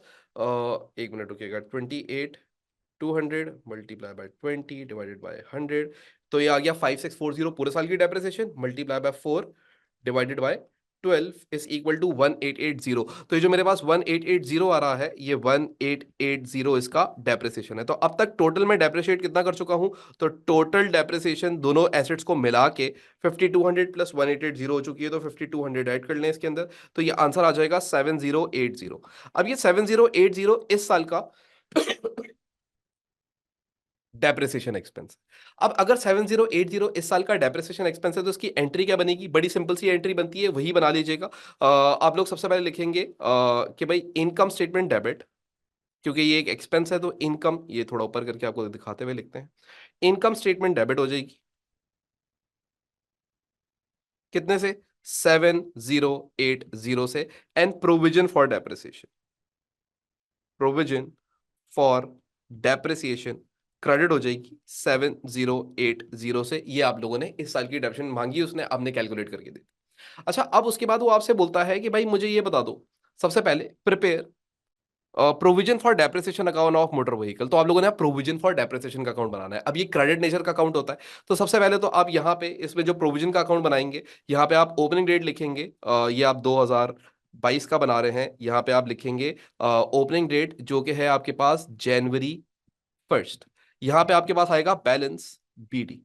अच्छा, अब मुझे एक बात बताओ, 2022 जब शुरू हुआ तो उससे पहले तुम्हारे पास एक ही एसेट मौजूद था, और वो जो एक एसेट मौजूद था वो कितने का था? 26,000 का था। तो अब तक तुम उसको डेप्रिशिएट कितना कर चुके थे? उसको तुम अब तक डेप्रिशिएट कर चुके थे अपनी बुक्स के अंदर 5200 का। तो जो तुम्हारा ओपनिंग डेप्रिसिएशन बनेगा, जो तुम्हारी प्रोविजन फॉर डेप्रिसिएशन आएगी, वो कितने की आएगी? 5200 की आएगी। तो यहाँ पे तुम पहले तो मेंशन कर लो कि भाई मेरे पास जो ओपनिंग प्रोविजन फॉर डेप्रिसिएशन थी वो 5200 थी।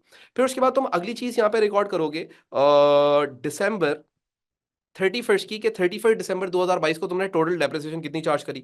तो भाई हम कैलकुलेट कर चुके थे कि ये December 31 था ना 2022, है ना? तो हमने टोटल डेप्रिसिएशन कितनी चार्ज करी है? हमने चार्ज करी है 7080 की डेप्रिसिएशन चार्ज करी है। तो हम यहाँ पे लाके रिकॉर्ड कर देंगे 7080 और यहाँ पे आ जाएगा नाम इनकम स्टेटमेंट।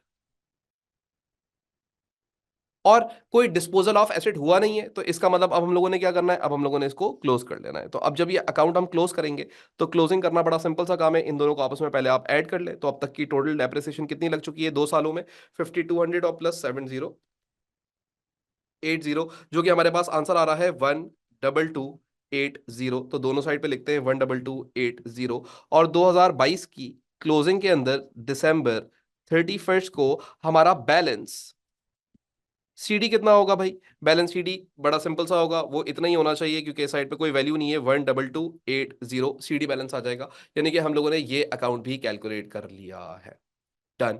अच्छा जी, अब इस अकाउंट के अंदर कोई मसला नहीं था, इस अकाउंट के अंदर कोई प्रॉब्लम नहीं थी, ये हम लोगों ने रिकॉर्ड कर लिया है। ठीक है, ओपनिंग बैलेंस 5200 आया। किसी को कंफ्यूजन इसके अंदर कि भाई 5200 ओपनिंग बैलेंस क्यों आ रहा है? क्योंकि मुझे 1 जनवरी 2022 का बैलेंस निकाला था, यानी कि 2021 में कितनी डेप्रिसिएशन लगी थी। तो भाई 2021 के अंदर जो आपकी डेप्रिसिएशन है वो लगी सिर्फ 5200 होगी, क्योंकि आपने 2021 में जब एसेट लिया था तो 26,000 का लिया था, और 1 जनवरी को लिया था। तो पूरे साल की डेप्रिसिएशन कितनी लगेगी? 26,000 का 20% निकाल लो, सिंपल। तो यहाँ पे हम लोगों ने क्या किया? 26,000 का 20% निकाला स्ट्रेट अवे और ओपनिंग बैलेंस बना दिया उसको।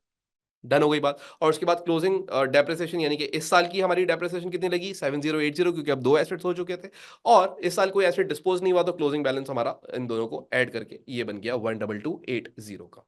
क्लियर? सिंपल था ये वाला पार्ट। तो अब हम लोग आगे बढ़ते हैं। बोलता है अगले पार्ट के अंदर एडिशनल इंफॉर्मेशन ऑन February 2023। अब February 2023 की बात कर रहा है। Vehicle 1 was dispose at a profit of 4200 and the proceeds were paid into the business bank account. ठीक है जी। अब बोलता है प्रिपेयर डिस्पोजल अकाउंट। आप एक डिस्पोजल अकाउंट बना के देते हैं एग्जामिनर को। अच्छा जी, अब अगर हम डिस्पोजल अकाउंट बनाएंगे, तो डिस्पोजल अकाउंट किस डेट का बनेगा? जिस दिन एसेट बिका है। तो भाई एसेट बिका किस दिन है? एसेट बिका है आपका February 2023 को। तो यहां पे हम लिखेंगे व्हीकल, और उसकी कॉस्ट कितनी थी? 26,000 थी। फिर उसके बाद आप उस व्हीकल का प्रोविजन फॉर डेप्रिसिएशन रिकॉर्ड करोगे। प्रोविजन फॉर डेप्रिसिएशन, यानी कि व्हीकल 1 अब तक कितना डेप्रिशिएट हो चुकी है? सर 2021 में आपने ली थी इसको, 2021 के अंदर आपने ली थी 26,000 की। तो आपने 2021 में इस पे 26,000 के हिसाब से डेप्रिसिएशन चार्ज करी थी 20%। और आपने 2022 में इस एसेट को रखा, तो 2022 में भी आपने इसके ऊपर 26,000 की डेप्रिसिएशन चार्ज करी 20%। लेकिन 2023 के अंदर आके ये एसेट डिस्पोज हो गया, तो डिस्पोजल की पॉलिसी क्या बताई इसने कि जिस साल जो एसेट डिस्पोज होता है उस साल उसके ऊपर कोई भी डेप्रिसिएशन चार्ज नहीं की जाती। तो भाई अब तक ये एसेट टोटल डेप्रिशिएट कितना हो चुका होगा, 26,000 मल्टीप्लाई बाय 20%, तो ये आ गया 5200, मल्टीप्लाई बाय 2 कर लो तो 2 सालों की डिडक्शन आ जाएगी 10400 की। तो इसकी प्रोविजन फॉर डेप्रिसिएशन 10400 की आपके पास नजर आ जाएगी। क्लियर हो गई बात। अच्छा अब सवाल ये उठता है प्रोविजन। अच्छा जी, अब सवाल ये उठता है कि यार ये जो एसेट बिका था इसके ऊपर हमें प्रॉफिट हुआ था कितने का, 4200 का, तो प्रॉफिट पहले से गिवन है। तो यहां पे आप लिखोगे इनकम स्टेटमेंट, ठीक है, ये शॉर्ट करके मैंने लिखा, आप पूरा लिखेंगे इनकम स्टेटमेंट, और उसके अंदर प्रॉफिट कितना आ जाएगा, 4200 आ जाएगा, और यहां से आपको बैंक की वैल्यू पता लग जाएगी, और बैंक की वैल्यू अभी हमें नहीं पता कि वो कितनी है। तो अब ये बैंक की वैल्यू टोटल निकालने के लिए हमें क्या करना पड़ेगा, याद रखिएगा एक्स हमने निकालना है क्रेडिट साइड से, तो पहले डेबिट साइड का टोटल निकालेंगे। तो आज वो डेबिट साइड का टोटल निकाल लेते हैं। डेबिट साइड का टोटल निकालने का मतलब क्या है, इन दोनों को प्लस कर लो। तो भाई ये हो जाएगा 26,000 प्लस 4200, ठीक है। तो ये दोनों को मिला के आपके पास जो आंसर आ रहा है वो आ रहा है 30, यहाँ पे लिख लेते हैं 30200, 30200, और इसमें से ये जो बैलेंस है ये माइनस कर दो तो एक्स की वैल्यू पता लग जाएगी। तो इसमें से माइनस कर देते हैं 10400, तो ये हमारे पास आंसर आ रहा है 19800। तो 19800 जो है मेरे पास, वो क्या है, वो मेरे पास बैंक की सेल प्रोसीड है कि यार सेल प्रोसीड कितनी बनती है। तो हमने ये एक और चीज थी जो हम लोगों ने कैलकुलेट कर ली, और याद रखिएगा ये सारी कैलकुलेशन किस डेट को हुई है, डिस्पोजल अकाउंट है तो डिस्पोजल डेट की कैलकुलेशन है सारी। क्लियर हो गई बात। अच्छा भाई फिर उसके बाद अगर हम लोग आगे आ जाए कि यहाँ पे अब अगला सवाल वो आपसे क्या पूछता है, अगले सवाल में बोलता है state one reason why it may be better to use reducing balance method of depreciation for vehicle. यार देखो जो तुम्हारी व्हीकल होती है ना, वो शुरू के सालों में नई होती है तो ज्यादा एफिशिएंट होती है, तो ज्यादा एफिशिएंट होती है तो ज्यादा नंबर ऑफ डिलीवरीज करती होगी, ज्यादा नंबर ऑफ डिलीवरीज हो रही है इसका मतलब ज्यादा सेल्स हो रही हैं, और ज्यादा सेल्स हो रही हैं तो इसका मतलब ज्यादा एक्सपेंस चार्ज करना चाहिए। तो जो व्हीकल होती है वो अर्लियर ईयर्स के अंदर ज्यादा एफिशिएंटली काम करती है as compare to later years. तो जिन सालों में जो अर्ली ईयर्स में वो ज्यादा काम कर रही होती है तो हम ज्यादा डेप्रिसिएशन चार्ज करेंगे, और जैसे जैसे एसेट पुराना होता जाएगा उतनी डेप्रिसिएशन कम चार्ज करेंगे, क्योंकि एसेट जैसे जैसे पुराना होता जाता है उसकी रिपेयर एंड मेंटेनेंस कॉस्ट बढ़ती जाती है, राइट। तो डेप्रिसिएशन कम हो जाती है और रिपेयर मेंटेनेंस कॉस्ट बढ़ जाती है। तो मोटर व्हीकल के लिए सबसे सूटेबल मेथड ही ये है कि आप उसके लिए रिड्यूसिंग बैलेंस मेथड इस्तेमाल करें। तो यहां पे मैंने एक इजी वर्डिंग्स के अंदर लिख दिया, the earning power of a motor vehicle diminishes over the time, यानी कि कम होती है, रिड्यूस होती है। डिमिनिश का मतलब डिक्लाइन होना, रिड्यूस हो जाना, डिमिनिश हो जाना। बात समझ आई। तो ये आपको मैंने एक छोटा सा आंसर दिया 1 मार्क का, और उसके बाद फिर हम लोग आगे बढ़ते हैं। बोलता है explain two accounting concept which apply to depreciation. वैसे तो बहुत सारे अकाउंटिंग कॉन्सेप्ट जो अप्लाई होते हैं, प्रूडेंस अप्लाई होता है डेप्रिसिएशन पे, मैचिंग अक्रूवल अप्लाई होता है डेप्रिसिएशन पे, गोइंग कंसर्न अप्लाई होता है डेप्रिसिएशन पे, कंसिस्टेंसी कॉन्सेप्ट अप्लाई होता है डेप्रिसिएशन पे, लेकिन हमें उनमें से कोई से भी दो बताने थे तो मैंने दो लिख दिए उन चारों में से। पहला मैंने यहाँ पे मेंशन किया प्रूडेंस कॉन्सेप्ट। मैंने क्या बोला कि यार this concept ensures that profits and assets are not overstated, कि कहीं हम एसेट्स या प्रॉफिट्स को ओवरस्टेट ना करें, देयरफॉर हम डेप्रिसिएशन अप्लाई करते हैं। और losses should be provided as soon as they are recognised, तो जो लॉसेस हैं, जो एक्सपेंस है एसिड इस्तेमाल होने से जो वो डेप्रिसिएशन हो रही है उसको उसी वक्त ही अपनी बुक्स के अंदर हम रिकॉर्ड कर दें, ताकि हम अपने जो प्रॉफिट्स हैं उनको किसी तरीके से ओवर स्टेट ना कर जाएं या अपने प्रॉफिट्स को बढ़ा ना दें। इसी तरीके से एक और कॉन्सेप्ट होता है जो कि मैचिंग कॉन्सेप्ट होता है, मैचिंग स्लैश एक्रूअल कॉन्सेप्ट लिखा जाता है इन दोनों को, दोनों का मतलब ऑलमोस्ट सेम ही होता है। This concept ensures that the cost of assets are matched with the benefit receive in the same accounting period. देखो मतलब क्या है, तुम्हारा जो एसेट है, जो तुमने पैसे खर्च किए थे एसेट खरीदने में, वो क्यों किए थे, ताकि तुम अपनी बेनिफिट्स हासिल कर सको बिजनेस के लिए। तो जितने तुम बेनिफिट्स हासिल करते हो इस साल, उस बेनिफिट के अगेंस्ट कुछ ना कुछ एक्सपेंस भी चार्ज करना होता है, इसी वजह से तुम्हारा एसेट डेप्रिशिएट होता है। याद रखिएगा जो डेप्रिसिएशन है, वो डेप्रिसिएशन तो एक तरीके से आपका इमेजिनरी एक्सपेंस है, नोटेशनल एक्सपेंस है, यानी डेप्रिसिएशन कोई रियल एक्सपेंस तो नहीं है ना। तो तुमने एक एसेट लिया, उसको तुम इस्तेमाल करते थे, और उसके इस्तेमाल होने से तुम्हारी सेल्स जनरेट होती थी। तो वो जो सेल्स तुम जनरेट कर रहे हो उस एसेट को इस्तेमाल करके, तो उसके अगेंस्ट तुम एक एक्सपेंस भी चार्ज करते हो, और उसको हम डेप्रिसिएशन कहते हैं। और वही बात हम लोगों ने यहाँ पे लिख के समझा दी है। तो ये एक और क्वेश्चन था छोटा सा, और ये भी हम लोगों ने कर लिया है। Done, clear. इसको गौर से देख लें, इसके अंदर कोई क्वेरीज कोई क्वेश्चंस तो आप लोग वो पूछ सकते हैं, ठीक है। जिन बच्चों को थोड़ा सा इशू है कि भाई डेट कैसे मेंशन करें, तो यहाँ पे आप लिखेंगे पहले ये आपकी आ जाएगी 15th of February। यहाँ पे हम लोग लिख लेते हैं 15 Feb 2023 की डेट आएगी ये। ठीक है, ये इनकम स्टेटमेंट के अंदर आप कब लॉस बुक कर रहे हैं, ये आप अपनी इनकम स्टेटमेंट के अंदर लॉस बुक करेंगे, लेकिन ये 2023 का एक्सपेंस है तो 2023 के अंदर रिकॉर्ड होगा, यानी कि 31 दिसंबर 2023 को रिकॉर्ड होगा। ये जो आपकी प्रोविजन फॉर डेप्रिसिएशन आप लोगों ने कैलकुलेट करी थी, ये किस दिन कैलकुलेट करिए, जिस दिन आप डिस्पोज कर रहे हैं, तो यहाँ पे आ जाएगा आपका वही 15 फेब 2023। और ये जो आपके पास पैसा आया है, ये भी 15 फेब 2023 को आया है। तो अगर डेट्स में कोई प्रॉब्लम थी तो ये लिख दिया। डेट के अंदर याद रखिएगा एक पूरा मार्क होता है इन सारी डेट्स को लिखने का, तो ये मैंने जो सारी डेट्स यहाँ पे मेंशन करी हैं इन सबको मिला के एक मार्क मुझे मिलेगा। यानी कि अगर मैं डेट्स ना लिखता तो मुझे 3 मार्क्स मिलेंगे, और अगर मैं डेट लिखता हूं तो मुझे 4 मार्क्स मिलेंगे। तो अल्हम्दुलिल्लाह हमारे 2 क्वेश्चंस कंप्लीट हो गए हैं, और अब हम 2 क्वेश्चंस कंप्लीट करने के बाद आगे बढ़ते हैं सवाल के अंदर, और अब हम देखते हैं नेक्स्ट क्वेश्चन। अच्छा जी, सबसे पहला जो हम लोग अगला क्वेश्चन करने जा रहे हैं, इसके अंदर हमारे पास क्या क्या है सबसे पहले हम लोग देख लेते हैं यहाँ पे भाई। सबसे पहली चीज बोलता है question number 3, Rahul owns a retail business. इसका एक रिटेल बिजनेस है, ठीक है। और क्या कहते हैं इसमें, बोलता है he has not maintain full accounting records, complete accounting records नहीं बनाता, यानी कि एक तरीके से सिंगल एंट्री हो गया। He is able to supply the following information about the financial year end 31 January 2024, यानी कि इसका ईयर एंड हुआ है 31 जनवरी 2024 को, और इसने कुछ इन्फॉर्मेशन दी है। फरवरी 2023 की ओपनिंग इन्वेंट्री दे दी इसने, वैल्यूएशन ऑफ इन्वेंट्रीज, और 31 दिसंबर 2024 की क्लोजिंग इन्वेंट्री दे दी। मैंने बोला ठीक है, वेरी गुड, मेरे पास कम से कम कुछ इन्फॉर्मेशन तो आई। मुझे पता लग गया कि इसके बिजनेस की ओपनिंग इन्वेंट्री कितनी थी, और मुझे पता लग गया क्लोजिंग इन्वेंट्री कितनी थी। मैंने बोला आगे बोलो तुम्हें क्या चाहिए। बोलता है राहुल जो है ना वो सेल करता है goods so that so as to achieve the gross profit margin of 40%, और ये अपना ग्रॉस प्रॉफिट मार्जिन जो इसका मार्जिन है वो कितना अर्न करता है, 40%, यानी कि जब भी वो सेल्स करता है तो सेल्स के ऊपर 40% का वो प्रॉफिट रखता है अपने पास। इसका मतलब ये हो गया। फिर उसके बाद अगली चीज वो बोलता है number 3, the usual rate of inventory turnover is 9 times. अब rate of inventory turnover दे दिया। याद है आपको rate of inventory turnover आप लोगों ने रेशियोज के अंदर भी पढ़ा था। तो ये rate of inventory turn over का फॉर्मूले के बारे में अगर हम बात करें तो इसका फॉर्मूला क्या होता था, रेट, यही लिख लेता हूं मैं, चलो, रेट ऑफ इन्वेंट्री टर्नओवर।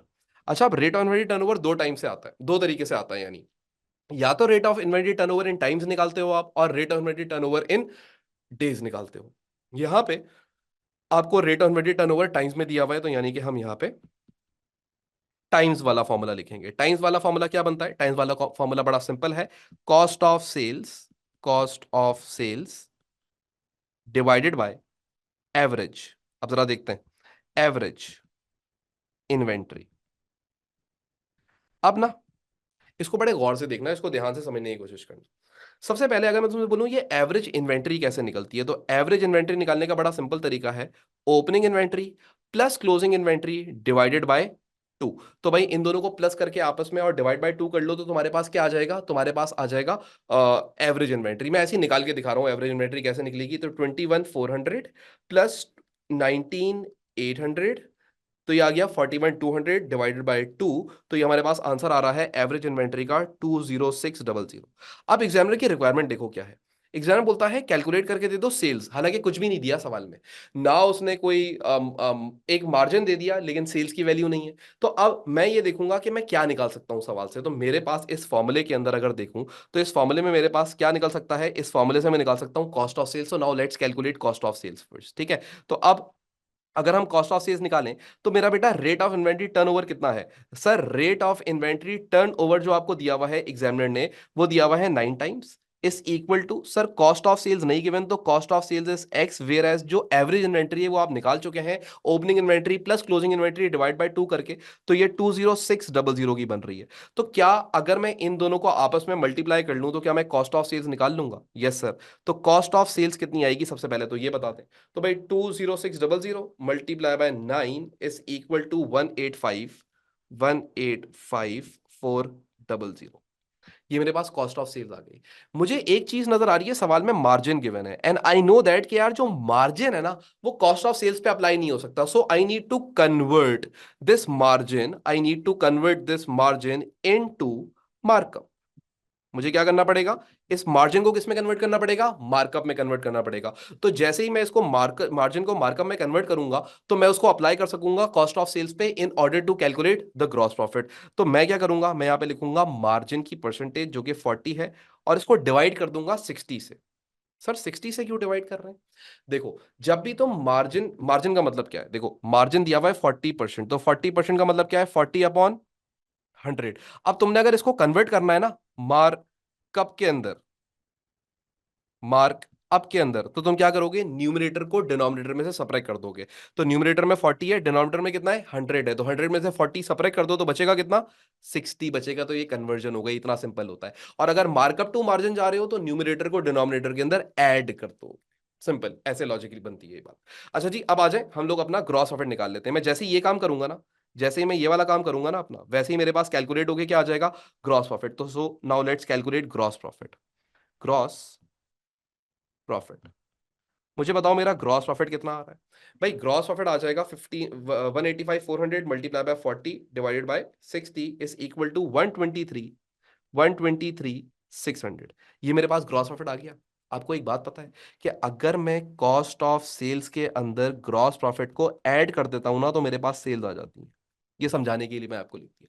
अब मेरी कॉस्ट ऑफ सेल्स कितनी थी, 185,400 की थी। मेरा ग्रॉस प्रॉफिट कितना था, 123,600 का था।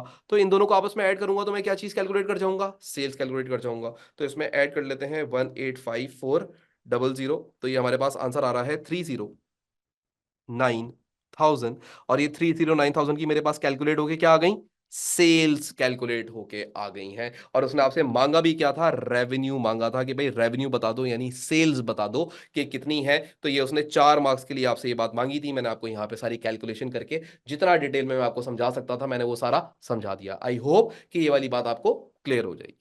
डन, इसमें कोई मसला नहीं है, इसमें कोई इशू नहीं है। अच्छा जी, अब हम लोग आगे बढ़ते हैं। अब आगे वो क्या बात बोलता है, एडिशनल इंफॉर्मेशन। एडिशनल इंफॉर्मेशन के अंदर बोलता है Rahul has not kept a record for his cash drawings during the year ended 31 of January 2024। ठीक है, उसके पास प्रॉपर सेट ऑफ अकाउंट्स नहीं थे। However the following information is available concerning cash transactions. लेकिन कुछ कैश ट्रांजेक्शंस यहाँ पे मौजूद है। अब वो जो कैश ट्रांजेक्शंस यहाँ पे मौजूद है, अगर आप उनको देखो तो वो क्या बोलता है, बोलता है on 1 February 2023 there was a cash in hand 840। यानी कि जब साल शुरू हुआ था ना, तो साल के शुरू में 840 कैश पड़ा हुआ था इसके बिजनेस के अंदर। मैंने बोला ठीक है। फिर बोलता है दूसरी बात हमें यह पता है कि cash sales accounted for 70% of all sales. यानी कि जो भी तुम्हारी टोटल सेल्स हुई है ना इस साल, उसका 70% कैश सेल्स है। मैंने बोला ठीक है, ये बात भी समझ आती है।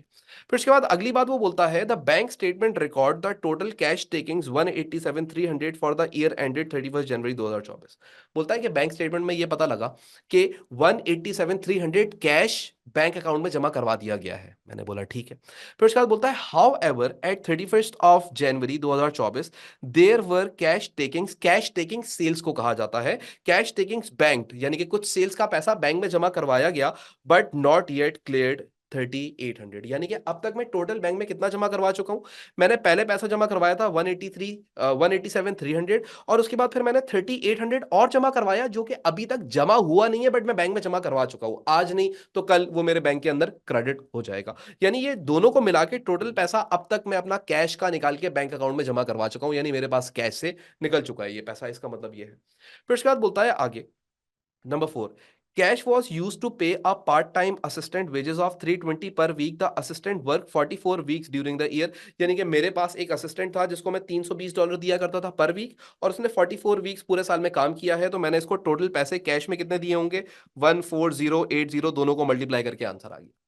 फिर उसके बाद बोलता है at January 2024 cash in hand was 1830। अब जो साल आखिर खत्म हो गया ना, अब मेरे पास, मैं देख रहा हूं मेरे सामने कैश पड़ा हुआ है 1830 का।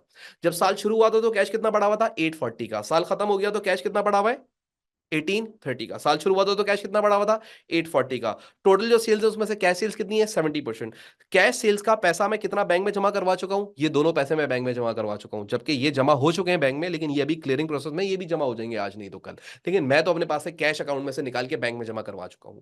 उसके बाद मैंने कुछ कैश में से पेमेंट करी है, और वो पेमेंट करी है 14080 की वेजेस की। और मेरे पास अभी जो कैश पड़ा हुआ है वो 1830 पड़ा हुआ है। मैंने बोला ठीक है, ये इन्फॉर्मेशन जो आपने दी है मुझे समझ आ गई, लेकिन अब आप मांगते क्या हो। तो एग्जामिनर हमसे मांगता है कि कैलकुलेट कैलकुलेट कर दो राहुल कैश ड्राइंग के, राहुल ने कैश में ड्राइंग्स कितनी करी हैं। तो ये बड़ा सिंपल सा काम है, आप एक टी अकाउंट बनाएं। ठीक है, और आप ये टी अकाउंट कैश का टी अकाउंट बनाएंगे, और यहां पे आप कैश ट्रांजेक्शंस रिकॉर्ड करेंगे। ठीक है, तो ये हम कैश का टी अकाउंट बनाते हैं। अच्छा, कैश एक एसेट है तो यहां पे हमारे पास आ जाएगा बैलेंस। BD, यानी कि जब साल शुरू हुआ था तो आपके पास कैश कितना मौजूद था, 840 मौजूद था। तो ये 840 आप यहां पे लाके लिख दो कि भाई मेरा जब साल शुरू हुआ तो 840 कैश मौजूद था। फिर उसके बाद मैंने कैश सेल्स कितनी करी, कैश सेल्स। तो अब कैश सेल्स निकालने का बड़ा सिंपल तरीका है।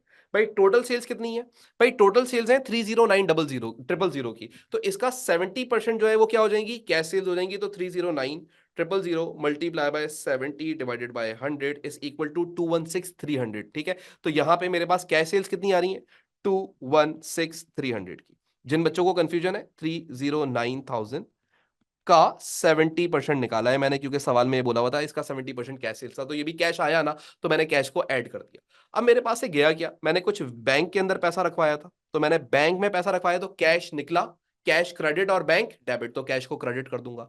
कितना पैसा बैंक के अंदर मैंने रखवाया है, सबसे पहले मैंने रखवाया था 187,300, और फिर मैंने बैंक में जमा करवाया है 3,800, जो कि अभी जमा हुआ नहीं है बट मेरे कैश में से निकल चुका है, राइट। तो 187,300 में प्लस कर लो, 187,300 में प्लस कर लो 3,800, तो तुम्हारे पास टोटल जो कैश अब तक तुम बैंक में जमा करवा चुके हो वो है 191100। तो यहां पे लिखो 191100।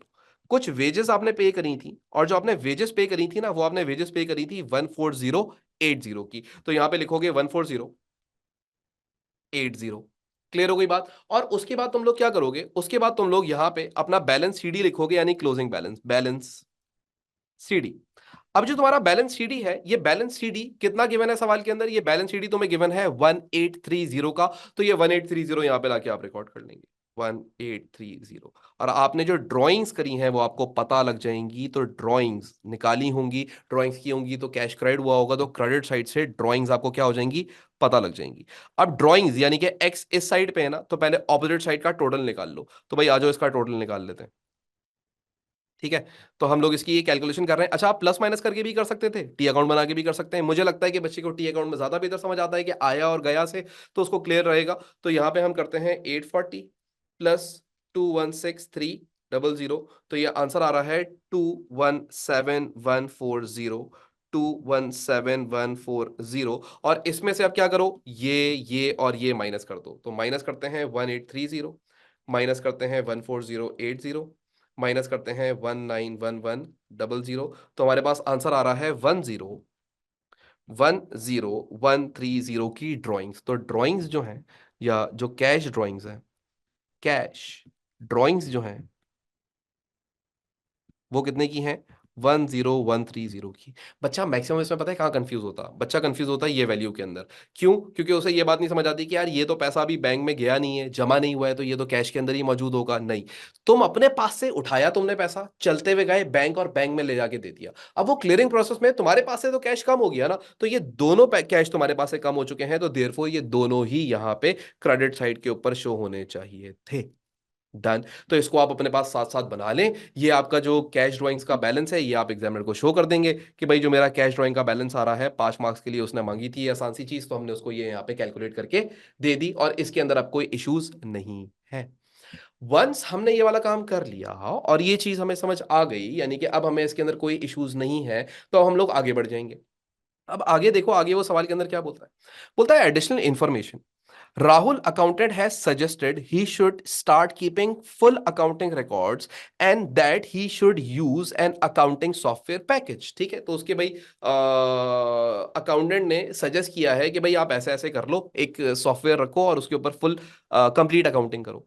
State 2 ways in which Rahul will benefit from accountant suggestion.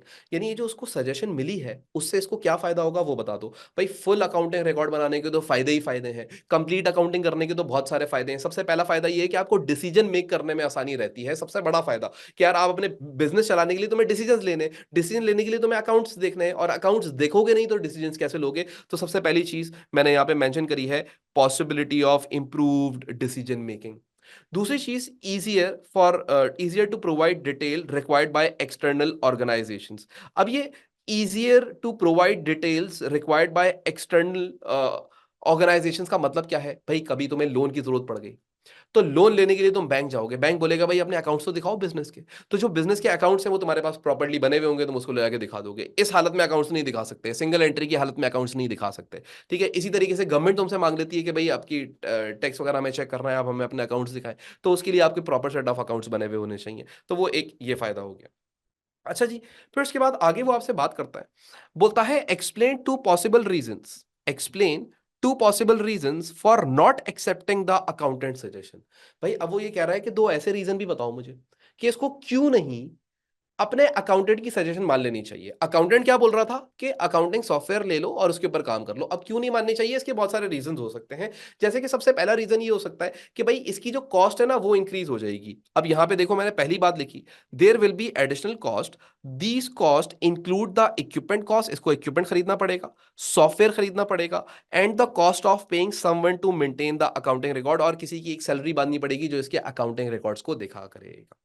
इसी तरीके से राहुल में feel he does not need any more detailed information about the business. हो सकता है भाई राहुल को लगता हो कि ये जो मेरे पास इंफॉर्मेशन अभी आती है ना ये बहुत है मेरे लिए, मुझे इससे ज्यादा इंफॉर्मेशन की अपने बिजनेस के लिए जरूरत है ही नहीं। तो ये भी रीजन हो सकता है। May be he is satisfy how the business is operating, हो सकता है वो अभी सेटिस्फाई हो कि जैसे उसका बिजनेस चल रहा है। तो ये हम लोगों ने दो इसके वो भी रिकॉर्ड कर दिए, क्या कहते हैं अपना, पॉसिबल रीजंस के for not accepting the offer, कि क्या रीजंस हो सकते हैं कि वो इस ऑफर को एक्सेप्ट ना करे अपने अकाउंटेंट की, या सजेशन को, ऑफर नहीं है सजेशन है, उसको ना एक्सेप्ट करे। तो ये एक और क्वेश्चन था, बड़ा सिंपल सा क्वेश्चन था, बड़ा इजी सा क्वेश्चन था, ये हमें पता भी नहीं लगा क्योंकि जब क्लास स्मूथ चल रही होती है और सारी चीजें स्मूथ होती हैं तो फिर क्वेश्चन जल्दी जल्दी सॉल्व हो जाते हैं।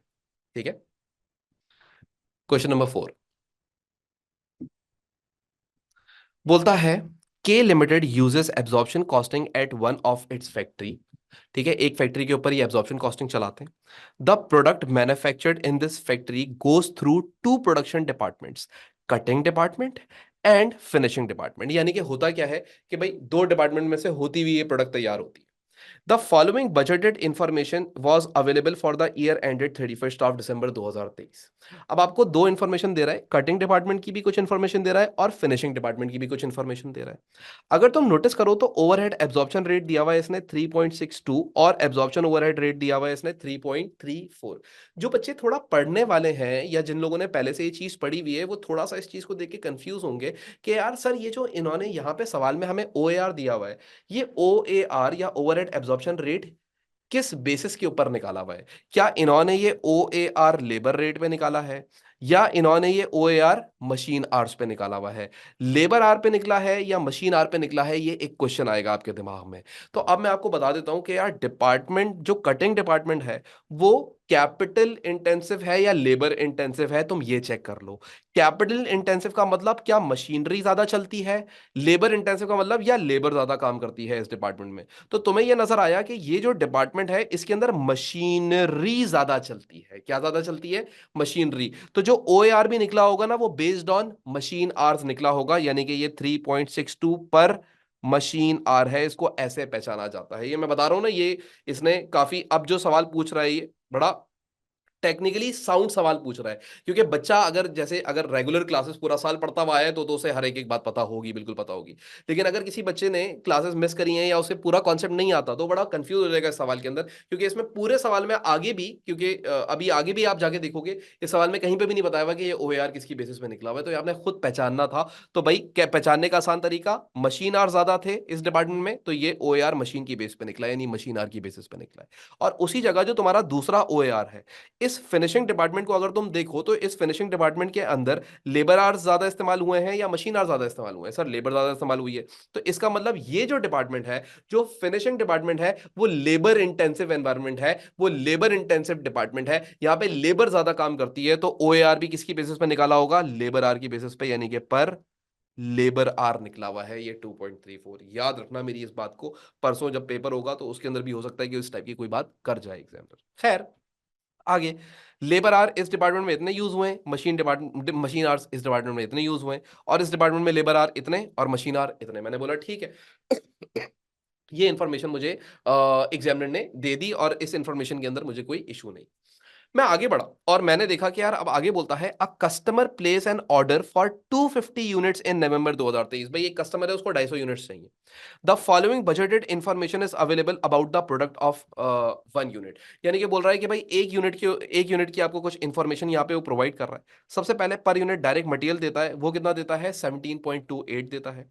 डायरेक्ट लेबर देता है कटिंग डिपार्टमेंट के अंदर 1.2 आवर्स एट 11.5 पर आवर। इसका मतलब क्या है?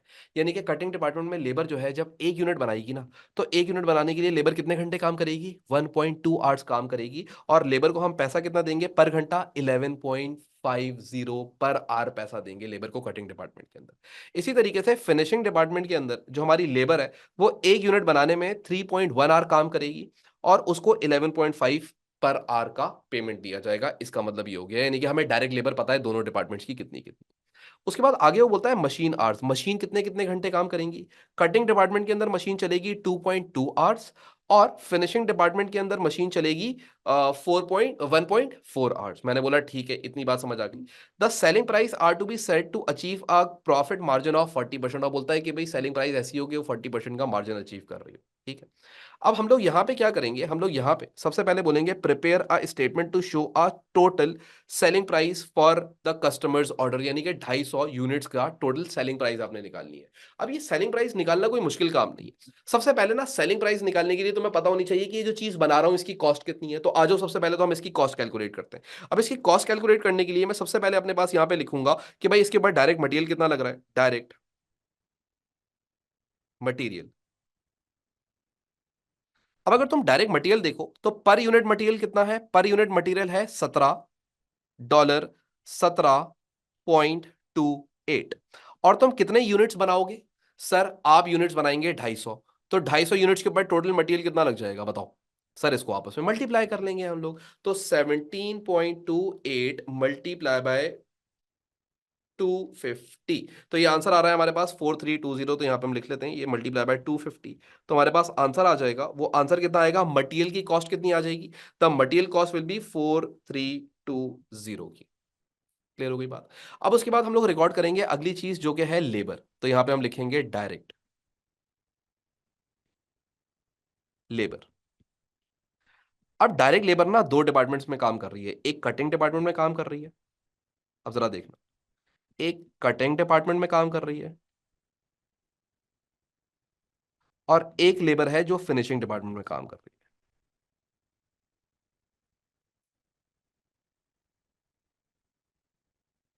अब मेरा बेटा अगर तुम नोटिस करो तो तुम्हारा कटिंग डिपार्टमेंट में पैसा कितना बनता होगा? भाई तुम्हारी जो लेबर है तुम उसको पैसा देते कितने हो? सर हम उसको पैसा देते हैं 11.50 पर आवर। यानी एक घंटे का हम लेबर को पैसा देते हैं सर 11.50। मुझे ये बताओ कि इस डिपार्टमेंट के अंदर लेबर एक यूनिट पे कितने घंटे काम करती है? सर इधर काम करती है वो 1.2 आवर्स काम करती है। और मुझे बताओ तुम यूनिट्स कितने बनाओगे? सर हम 250 यूनिट्स बनाएंगे। तो टोटल लेबर को कितना पे करोगे? इसको आपस में मल्टीप्लाई कर लो। एक घंटे के सर हम उसको देते हैं 11.5 मल्टीप्लाई बाय 1.2। तो ये एक यूनिट के ऊपर लेबर का जो खर्चा आता होगा वो $13.8 का आता होगा। और सर 250 यूनिट्स के ऊपर जो टोटल ये खर्चा आ जाएगा ये 3450 का खर्चा आ जाएगा। 3450 का लेबर का खर्चा आ जाएगा। कौन से डिपार्टमेंट में? कटिंग डिपार्टमेंट के अंदर। ठीक हो गई बात? फिर उसके बाद अगर हम लोग आगे आ जाते हैं ये वाली बात पढ़ने के बाद, फिनिशिंग डिपार्टमेंट में आपका लेबर का कितना खर्चा होता था? सर उसके अंदर भी हम लेबर को 11.50 पर घंटा दिया करते थे। लेकिन लेबर को इधर एक यूनिट के ऊपर 3.1 आवर का टाइम लगता था। और हम जो यूनिट्स बनवाएंगे वो उससे 250 यूनिट्स बनवाएंगे। तो टोटल लेबर का फिनिशिंग डिपार्टमेंट में कितना खर्चा आया वो निकाल लो। तो कैसे निकालोगे? 11.5 multiply by 3.1 multiply by 250। So the answer is, ये हमारे पास आ रहा है 89,8912.5। ये मेरा खर्चा आ जाएगा कौन से डिपार्टमेंट के अंदर? ये आ जाएगा डायरेक्ट लेबर का खर्चा आ जाएगा फिनिशिंग डिपार्टमेंट के अंदर। अच्छा जी, अब उसके बाद हम लोगों ने एक और चीज रिकॉर्ड करनी है और वो क्या चीज रिकॉर्ड करेंगे? वो सबसे मेन चीज है ओवर हेड्स। अब जो आपके ओवरहेड्स हैं वो दो डिपार्टमेंट्स हैं। एक आपके पास डिपार्टमेंट है, कौन सा डिपार्टमेंट है? कटिंग डिपार्टमेंट है। अब मेरी बात जरा गौर से सुनना, कटिंग डिपार्टमेंट।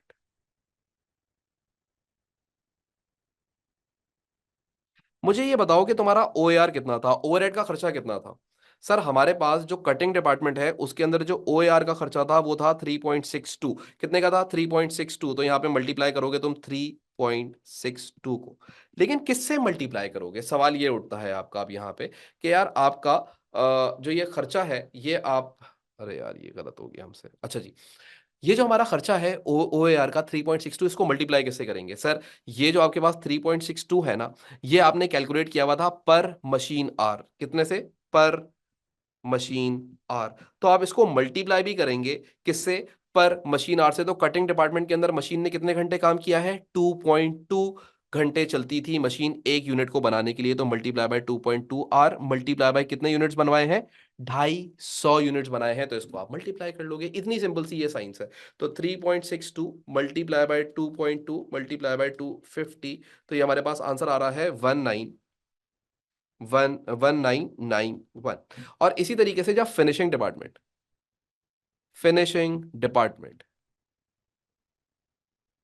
अगर हम इसके बारे में बात करें तो इसका ओएआर कितना है? सर फिनिशिंग डिपार्टमेंट का ओएआर है 2.34। कितना है? 2.34। मेरी बातों को गौर से सुनते रहना।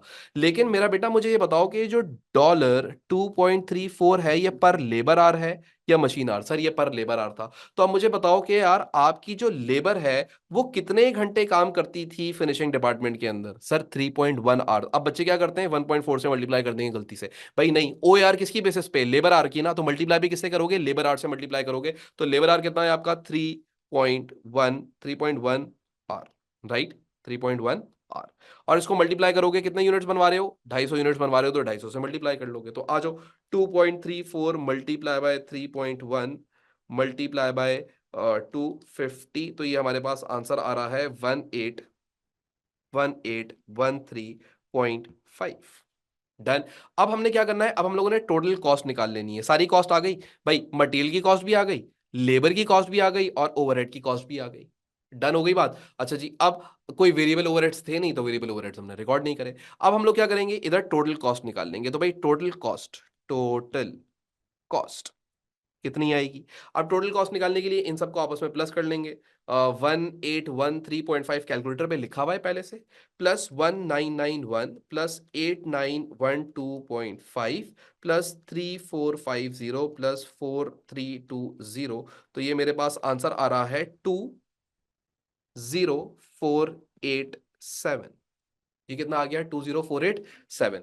अब मैं क्या करूंगा? मैंने मालूम करनी है सेलिंग प्राइस। मुझे ये तो पता लग गई कि ये एक चीज है ना, ये जो एक प्रोडक्ट है, ये एक प्रोडक्ट मुझे पड़ रही है 4087 की, 20487 की। अब मैं इसके ऊपर प्रॉफिट कितना रखता था? मैं मार्जिन रखता था 40% का। लेकिन मार्जिन का मतलब क्या है कि मार्जिन तो आप सिर्फ रख सकते हो सेल्स की वैल्यू के ऊपर, लेकिन ये तो कॉस्ट है। तो अब तुम्हें क्या करना पड़ेगा? अगेन इस मार्जिन को मार्कअप में कन्वर्ट करना पड़ेगा। तो मैंने क्या तरीका सिखाया था? न्यूमरेटर को डिनोमिनेटर में से सब्ट्रैक्ट कर दो, तो ये 40/60 की परसेंटेज बन जाएगी, राइट। तो अब हम लोग यहाँ पे क्या करते हैं? हम लोग यहाँ पे निकालते हैं, ऐड करते हैं इसके अंदर प्रॉफिट। कितना प्रॉफिट हम रखेंगे?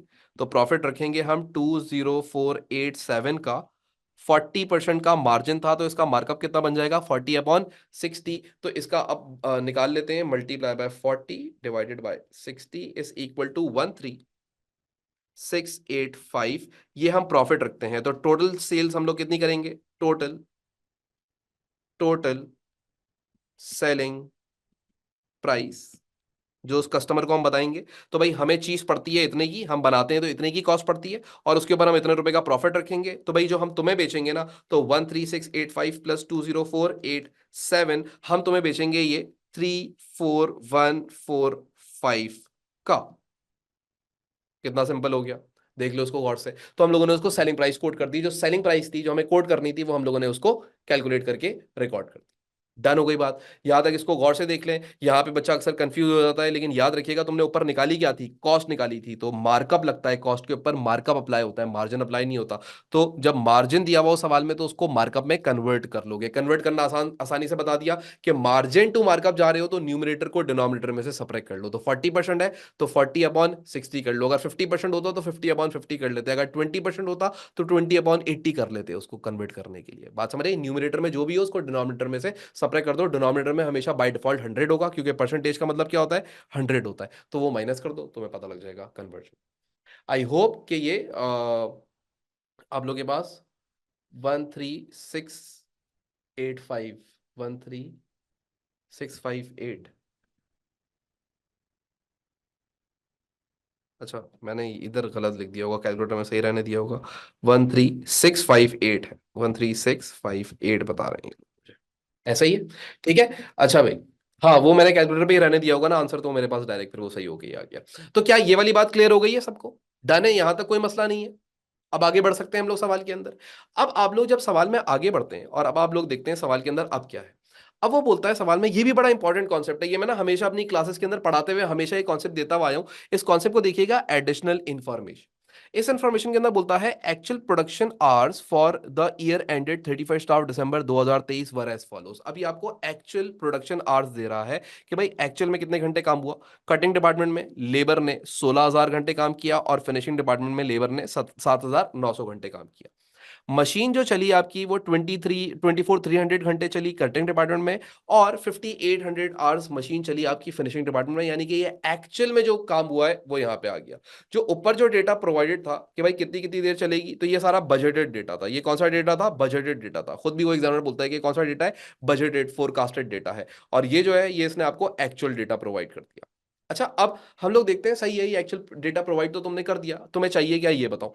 बोलता है the actual overheads were same as budgeted overheads. ये एक इतनी इंपॉर्टेंट बात है, जो नॉर्मली इससे पिछले जितने सवाल आए उसमें इस बात को लेके वो साइलेंट रहा है। इस बार उसने मुंह खोल के ये बात खुद भी कर दी कि यार जो एक्चुअल ओवरहेड्स है ना, वो बराबर हैं तुम्हारे बजटेड ओवरहेड के। सर इस बात का मतलब क्या है, थोड़ा सा समझाएंगे? अभी समझाते हैं। यार आप मुझे ये बताओ कि आपका जो ओ ए आर होता है, जिसको हम बजटेड रेट भी कहते हैं, ओवरहेड एब्जॉर्प्शन रेट भी कहते हैं, निकलता किस तरीके से है? Budgeted overheads divided bye budgeted activity level. इसका मतलब यही है। अब अगर मैं तुम लोगों से बोलूं कि यार जो तुम्हारा पहला डिपार्टमेंट है कटिंग डिपार्टमेंट, ये भी मैं मिटा दूंगा समझाने के लिए बात करो। जो तुम्हारा कटिंग डिपार्टमेंट है इसका ओएआर कितना था? तुम बोलोगे सर जो हमारा कटिंग डिपार्टमेंट था ना, उसका ओएआर आया था हमारे पास 3.62। 3 ये जो तुम्हारे पास 3.62 आया होगा, इसमें तुमने बजटेड एक्टिविटी लेवल क्या रखा होगा? सर ये जो 3.62 ओएआर है ना, ये पर मशीन आ रहे, तो हम लोगों ने बजटेड मशीन आवर्स रखे होंगे। और बजटेड मशीन आवर्स हमारे पास सवाल के अंदर थे 22,900 के। यानी कि अगर मैं तुमसे बोलूं कि 22,900 के तुम्हारे क्या थे, 22,900 के बजटेड मशीन आवर्स थे, तो क्या तुम बजटेड ओवरहेड्स कैलकुलेट कर सकते हो अपने कि तुम्हारे बजटेड ओवरहेड्स कितने होंगे? हाँ सर, बड़ा सिंपल है। इन दोनों को आपस में मल्टीप्लाई करेंगे, हमें बजटेड ओवरहेड पता लग जाएंगे। इन दोनों को आपस में मल्टीप्लाई करेंगे, हमें बजटेड ओवरहेड्स पता लग जाएंगे। और वो कितने आ रहे हैं, चलें वो भी निकाल लेते हैं। तो 22,900 मल्टीप्लाई बाय, अभी मैं बताता हूँ मैं ये सारी बातें क्यों कर रहा हूँ, मैं बताता हूँ। 3.62, ये मैंने जैसे ही मल्टीप्लाई करा तो ये मेरे पास आंसर आ रहा है 82,82898। ये 82,898 पता है क्या है? ये मेरे बजटेड ओवरहेड्स थे। ये मेरे क्या थे? बजटेड ओवरहेड्स थे। और एग्जामिनर पता है क्या बोल रहा है कि जो तुम्हारे बजटेड ओवरहेड्स थे ना, वही तुम्हारे एक्चुअल ओवरहेड्स भी हैं। ये मैंने एक कटिंग डिपार्टमेंट का निकाला है, ऐसी मैं फिनिशिंग का भी निकाल सकता हूं, और अभी मैं आपको आगे वर्किंग दिखाऊंगा भी। तो ये जो बजटेड ओवरहेड्स है ना, इतने ही तुम्हारे एक्चुअल ओवरहेड्स भी हैं, उसने ये बात करी है। और अक्सर नॉर्मली जब सवाल में वो खामोश रहता है और एक्चुअल ओवरहेड्स ना दिए हुए होते थे, तो मैं हमेशा क्या बोलता था कि अगर एक्चुअल ओवरहेड सवाल में नहीं गिवन, तो फिर जो बजटेड ओवरहेड्स होंगे वही तुम्हारे एक्चुअल ओवरहेड्स ट्रीट किए जाएंगे। ठीक है, यहां पे उसने लिख के दे दी, तो मैं यह बात आपको यहां पे प्रूव कर रहा हूं कि भाई जो बजटेड ओवरहेड्स हैं वही तुम्हारे एक्चुअल ओवरहेड्स भी। अब हम एग्जामिनर का पॉइंट ऑफ व्यू देखते हैं, वो क्या मांगता है। बोलता है calculate under over absorption for each department. ठीक है, दोनों डिपार्टमेंट का अंडर ओवर एब्जॉर्प्शन निकाल के दे दो। अब मैं क्या करता हूं, मैं ये सब तो मिटा देता हूं। ठीक है, अब मैं आपको बताता हूं कि अंडर ओवर एब्जॉर्प्शन कैसे निकलती है। जरा सुनिएगा मेरी बात को गौर से, अब ध्यान देना। हाँ, under over absorption is equal to actual overheads minus absorbed overheads. अब ना, ये एक इसका फॉर्मूला होता है अंडर ओवर एब्जॉर्प्शन का, जो कि आप लोग पीछे देखते हुए आए कि भाई ये अंडर ओवर एब्जॉर्प्शन निकालने के लिए इसका जो फॉर्मूला होता है वो क्या लगता है, वो ये फॉर्मूला। नाउ अगर मैं आपसे बात करूं पहला डिपार्टमेंट जो कि है कटिंग डिपार्टमेंट, अब जरा देखना, बिल्कुल क्लीन क्लीन होके देखना, हर बात समझ के। कटिंग डिपार्टमेंट, यार जो मेरा कटिंग डिपार्टमेंट है उसका अगर मैं अंडर ओवर एब्जॉर्प्शन निकालूं तो मैं कैसे निकालूंगा? मुझे सबसे पहले क्या चाहिए? मुझे सबसे पहले चाहिए एक्चुअल ओवरहेड। सबसे पहले क्या चाहिए? Actual overhead. अब एक्चुअल ओवरहेड सवाल में है नहीं, अब एक्चुअल ओवरहेड सवाल में है ही नहीं। तो उसने एक बात बोली हुई है कि जो एक्चुअल ओवरहेड्स हैं वो सेम है बजटेड ओवरहेड्स के, तो मैं क्या करूंगा यहाँ पे बजटेड ओवरहेड्स निकाल लूंगा। तो अब कटिंग डिपार्टमेंट के बजटेड ओवरहेड्स कैसे निकलेंगे, बड़ी सिंपल सी बात है। OAR आया हुआ है मेरे पास, कितना है, ये रहा, पर मशीन आ रहा है तो इसको मैं मशीन आर से मल्टीप्लाई करूंगा, मेरे पास बजट ओवरहेड्स आ जाएंगे। तो यहां पे हम रिकॉर्ड करेंगे 22,900। अब जरा देखिएगा, 22,900 मल्टीप्लाई बाय 3 पॉइंट कितना था, 3 पॉइंट, भूल गया मैं, 3.62। ठीक है, 3.62। ये जैसे ही आपस में मल्टीप्लाई करूंगा ना, यही बजट ओवरहेड बनेंगे और यही एक्चुअल ओवरहेड भी बन जाएंगे। बात समझे, याद करो तो अभी थोड़ी देर पहले मैं फॉर्मूले में भी क्या बता रहा था, 3.62 is equal to budgeted overheads divided by budget activity level 22,900, जो कि अभी आंसर आया था आपके पास मेरे ख्याल से 82,898 करके आंसर आया था। वही काम मैंने यहाँ पे दोबारा कर दिया, राइट। अच्छा जी, माइनस एब्जॉर्ब्ड ओवरहेड। अब एब्जॉर्ब्ड ओवरहेड कैसे निकलता है, एब्जॉर्ब्ड ओवरहेड को निकालने का तरीका होता है OAR into actual activity level.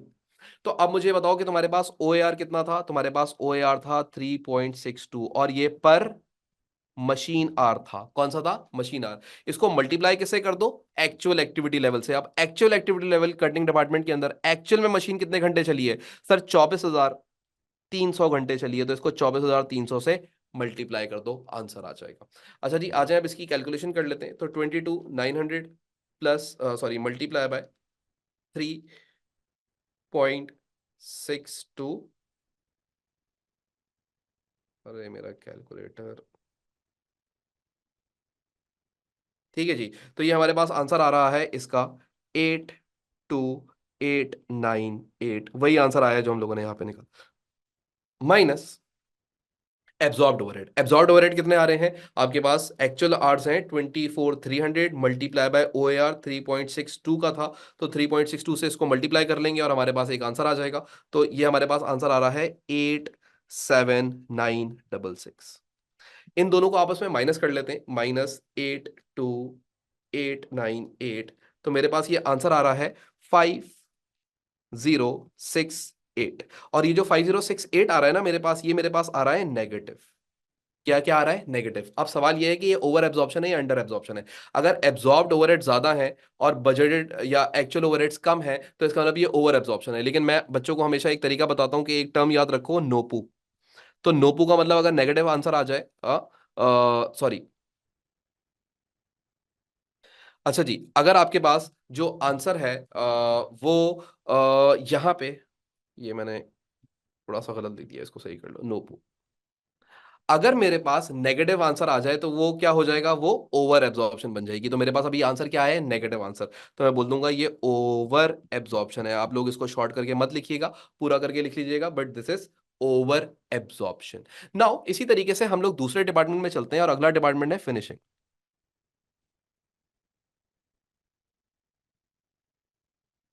अब जो हमारा फिनिशिंग डिपार्टमेंट है, अगर इसके बारे में बात करें तो इसके अंदर भी फॉर्मूला यही अप्लाई होगा, actual overheads minus absorbed overhead. अब इसके एक्चुअल ओवरहेड्स तो है नहीं सवाल के अंदर, तो जो बजटेड ओवरहेड्स होंगे उन्हीं को ही एक्चुअल ओवरहेड मान लिया जाएगा।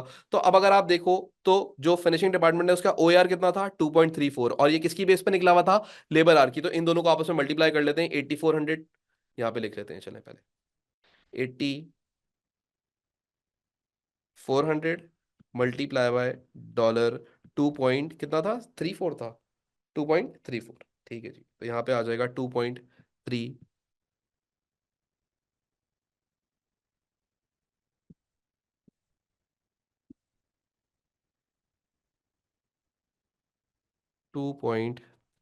क्या हो गया इसको, पेंसिल को,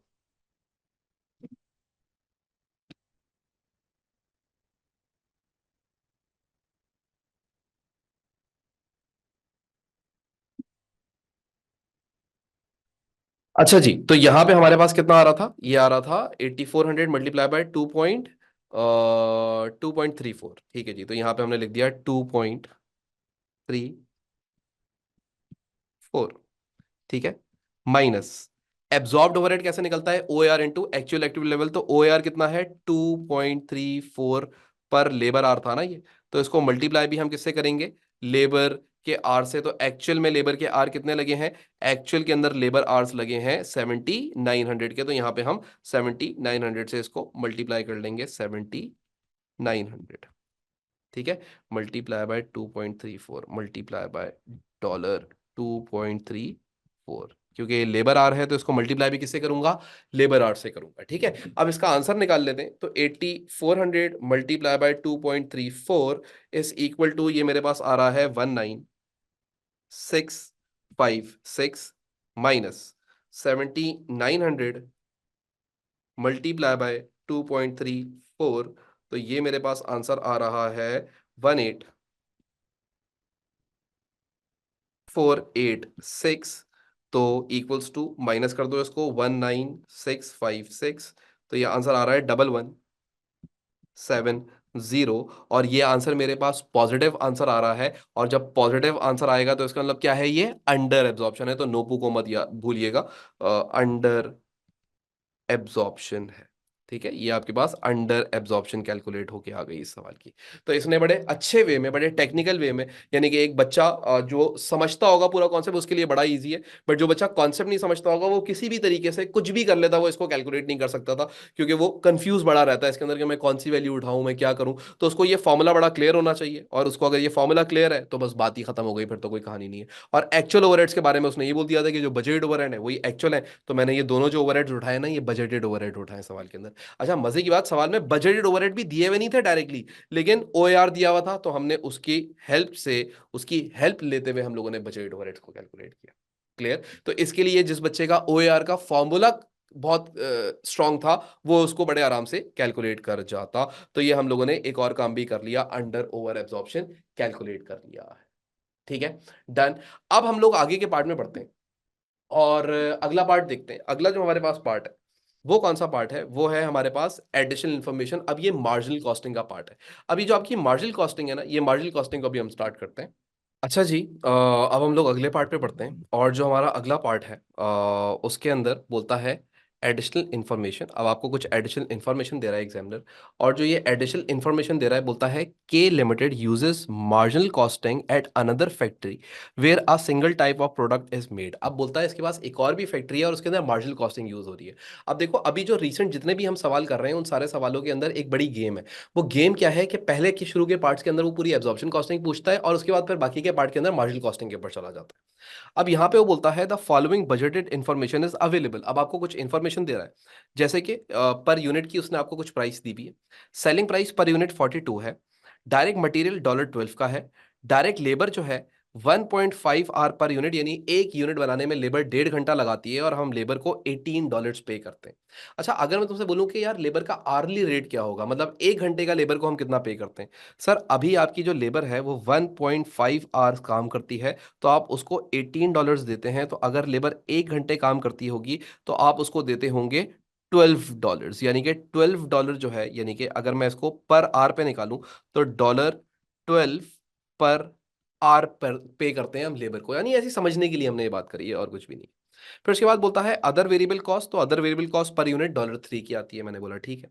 बोलता है monthly cost, fix cost monthly जो है पर मंथ आपके पास है वो 38,500 की। मैंने बोला ठीक है। The currently the factory is producing 9920 units per month, और इस टाइम पे जो तुम्हारी फैक्ट्री है वो कितने यूनिट्स प्रोड्यूस कर रही है? 9920 यूनिट्स प्रोड्यूस कर रही है। बोलता है calculate both the total monthly contribution and the total monthly profit currently being made in this factory। बोलता है टोटल कंट्रीब्यूशन और टोटल फैक्ट्री का प्रॉफिट बता दो। तो भाई बड़ा सिंपल है। सबसे पहले तो अगर मैं तुम्हें बोलूं कि यार कंट्रीब्यूशन पर यूनिट कितनी है, तो वो कैसे निकालोगे? सर, सेलिंग प्राइस में से वेरिएबल कॉस्ट को माइनस करते हैं तो आपके पास कंट्रीब्यूशन आ जाएगी, इतना सिंपल है। तो आज पहले कंट्रीब्यूशन पर यूनिट निकाल लेते हैं। तो 42 minus 12 minus 18 minus 3 is equal to 9। तो यानी कि मेरी पर यूनिट कंट्रीब्यूशन कितनी है? $9 है। अभी जो $9 की कंट्रीब्यूशन है, अगर हम लोग यहाँ पे देखें तो हम लोग यहाँ पे टोटल कंट्रीब्यूशन निकालते हैं सबसे पहले। तो टोटल कंट्रीब्यूशन पर मंथ, ठीक है, क्योंकि एक मंथ का निकालना है। तो भाई एक यूनिट के ऊपर कंट्रीब्यूशन है $9 की, और आपने यूनिट्स बनाए कितने हैं? 9920 यूनिट्स बनाए हैं। तो टोटल कंट्रीब्यूशन निकालते हैं कितनी बनती है। तो भाई 9 multiply by 9920 is equal to 89 38,880 done. और इसमें से आप लोग क्या करें, फिक्स कॉस्ट को माइनस कर लें, तो लेस फिक्स्ड कॉस्ट।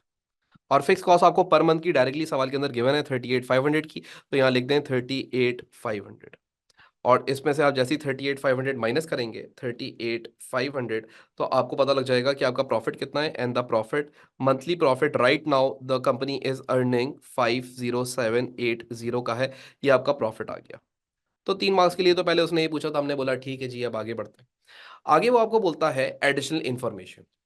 अब ये एडिशनल इन्फॉर्मेशन के अंदर क्या बोलता है, सबसे पहले अगर आप इसकी एडिशनल इन्फॉर्मेशन को गौर से देखें ना, तो इसकी एडिशनल इन्फॉर्मेशन के अंदर बोलता है the directors hope to increase demand by changing the selling price. They are considering the following options. भाई वो ये बोलते हैं कि यार हम अगर अपनी डिमांड को इंक्रीज करना चाहते हैं तो हमें अपनी सेलिंग प्राइस चेंज करनी पड़ेगी। तो उनके सामने दो ऑप्शंस रखी गई हैं, ठीक है। तो डायरेक्टर ने पहली ऑप्शन क्या सोची है कि भाई reduce the selling price per unit by 5%। Now right now you are selling unit at $42, है ना। अभी ऊपर देख के आए हो तुम 42 का बेच रहे थे। तो अब इसकी सेलिंग प्राइस तुम 5% से गिरा दोगे, तो जैसे ही तुम इसकी सेलिंग प्राइस 5% से गिराओगे तो इसका 95% कैलकुलेट कर लो, तुम्हें रिवाइज सेलिंग प्राइस पता लग जाएगी। तो 42 multiply by 95 divide by 100 is equal to, ये हो जाएगी $39.9, यानी कि this is the revised selling price. आगे वो आपको बोलता है number 2, increase production by 4,000 units on the current production level. यानी कि बोल रहा है कि अभी आप जितने यूनिट्स बनाते थे ना, अभी आप कितने यूनिट्स बना रहे थे, 9920 यूनिट्स बना रहे थे मेरे ख्याल से, ऊपर जाके देख लेते हैं। यस, 9920 यूनिट्स बन रहे थे, ठीक है। तो अब बोल रहा है कि अब आपकी जो डिमांड है वो बढ़ जाएगी, तो 9920 यूनिट्स प्लस 4,000 यूनिट्स, ठीक है। तो अब टोटल डिमांड आपकी कितनी हो जाएगी, 9920 प्लस 4,000 इज इक्वल टू 1313920। यानी कि अब आप कितने यूनिट्स प्रोड्यूस करेंगे, अब आप इतने यूनिट्स प्रोड्यूस करेंगे, ठीक है। ऑप्शन ए अगर आप अवेल करते हैं। बोलता है number 3, a commission of 0.25 per unit will be paid. यानी कि हर एक यूनिट पे कमीशन कितना दिया जाएगा, $0.25 का कमीशन दोगे। यानी कि अभी तुम यूनिट्स कितने बनाओगे, 13920, तो इन यूनिट्स के ऊपर हर एक यूनिट पे कमीशन कितना पे करोगे, 0.25 का कमीशन पे करोगे। यानी कि ये तुम्हारी एक कॉस्ट। फिर बोलता है the overtime will be required on all units produced over 1200 units, and this is paid at a premium of 25%। अब इस बात का मतलब क्या है, इस बात का मतलब बड़ा सिंपल है कि यार आपने 1200 यूनिट्स तक, तो 12,400 यूनिट्स तक तो आपने नॉर्मल पैसे पे करने। तो अगर मैं आपसे बोलूं कि यार आपके पहले जो यूनिट्स हैं 12,400 यूनिट्स जो हैं आपके, उसके ऊपर तो आप नॉर्मल प्राइस पे करेंगे। तो नॉर्मल प्राइस आपकी लेबर की है कितनी, अगर आप लेबर की नॉर्मल प्राइस देखें तो पर यूनिट आप लेबर को कितना पे करते थे, $18 पे किया करते थे। तो यहाँ पे हम किससे मल्टीप्लाई कर देंगे, 18 से मल्टीप्लाई कर देंगे नॉर्मल यूनिट्स पे। तो भाई 12,400 यूनिट्स तक कोई ओवर टाइम नहीं देना, तो 12,400 मल्टीप्लाई बाय 18, तो लेबर की कॉस्ट इतने यूनिट्स के ऊपर आ जाएगी 223200 की। लेकिन ओवर 12,000 यूनिट्स, अब आप यूनिट्स बना कितने रहे हो, 13920 यूनिट्स बना रहे हो, तो एक्स्ट्रा यूनिट्स कितने बना रहे हो, तो 13920 यूनिट्स में से 12,400 माइनस कर दो अगर तुम, तो एक्स्ट्रा यूनिट्स पता लग जाएंगे। तो एक्स्ट्रा यूनिट्स कितने बन रहे हैं, 13920 माइनस 12,400, सो एक्स्ट्रा यूनिट्स बनाए जा रहे हैं 1520। और इसके ऊपर जो आप लेबर को पैसा पे करोगे ना, वो प्रीमियम पे करोगे 25% का। यानी कि अभी आप लेबर को कितना पे करते थे, $18 पे किया करते थे, और अब आप इसको 25% का प्रीमियम पे करोगे, तो इसका 125% निकाल लो, तो तुम्हें लेबर की ओवर टाइम की वैल्यू पता लग जाएगी। तो 18 multiply by 125 divided by 100 is equal to 22.5। यानी कि लेबर को अब कितना पे किया जाएगा, 22.5 पे किया जाएगा ओवर टाइम करवाने के लिए। तो इसको मल्टीप्लाई कर लो 22.5 से, ठीक है। और यहां से तुम्हें लेबर का ओवर टाइम भी पता लग जाएगा। तो 22.5 मल्टीप्लाई बाय कितने यूनिट्स बनेंगे, 1520 यूनिट्स बनेंगे। तो 1520 यूनिट्स के ऊपर ये लेबर की जो टोटल कॉस्ट आएगी वो आएगी 34200। यानी लेबर के लिए नॉर्मल कॉस्ट ये है, नॉर्मल इतना पैसा पे करोगे, और जो ओवर टाइम में लेबर को पैसा पे किया जाएगा वो इतना पैसा पे किया जाएगा। इस लाइन का मतलब ये था, ये पूरी लाइन मैंने डिटेल में समझा दिया आपको। फिर उसके बाद आगे वो बोलता है number 5, cancel the current advertising campaign for 8,000 a month. बोलता है एक कोई आपकी एडवर्टाइजिंग कैंपेन ऑलरेडी चल रही है, उसको आप कैंसिल कर दें, और कैंसिल जैसे ही करेंगे तो आप कितने पैसे बचा लेंगे, 8,000 पर मंथ बचा लेंगे। अब ऑप्शन बी पढ़ने से पहले यहां पे हम लोग आते हैं और बोलता है prepare a marginal costing statement to show the monthly forecast profit round to nearest dollar, तो आप लोगों ने यहाँ पे क्या करना है, एक फोरकास्ट प्रॉफिट निकालना है। अब हम इसका फोरकास्ट प्रॉफिट अगर निकालें तो किस तरीके से निकालेंगे, सबसे पहले आपने मार्जिनल कॉस्टिंग स्टेटमेंट बनानी है। तो हम लोग भाई सबसे पहले रिकॉर्ड करते हैं सेल्स। यार जो मेरी सेल्स है वो टोटल में आप कितने यूनिट्स बेचूंगा, 13, अभी हम लोगों ने कैलकुलेट कर लिए थे ना टोटल यूनिट्स 13920। तो मैं क्या करता हूँ 13920 यहाँ पे लिखता हूँ, 13920 यूनिट्स। और हर एक यूनिट में कितने का बेचूंगा, रिवाइज सेलिंग प्राइस से मल्टीप्लाई कर लो। रिवाइज सेलिंग प्राइस कितनी है, 39.9 है, तो यहाँ पे लाके रिकॉर्ड कर लो 39.9, तो टोटल सेल्स की वैल्यू पता लग जाएगी। तो 13920 मल्टीप्लाई बाय 39.9, तो ये तुम्हारे पास आंसर आ रहा है 5555408। इसमें से तुम क्या करो, वेरिएबल कॉस्ट माइनस कर दो। अब जो तुम्हारी वेरिएबल कॉस्ट है वो यहां पे लिखते हैं हम less variable cost, variable cost.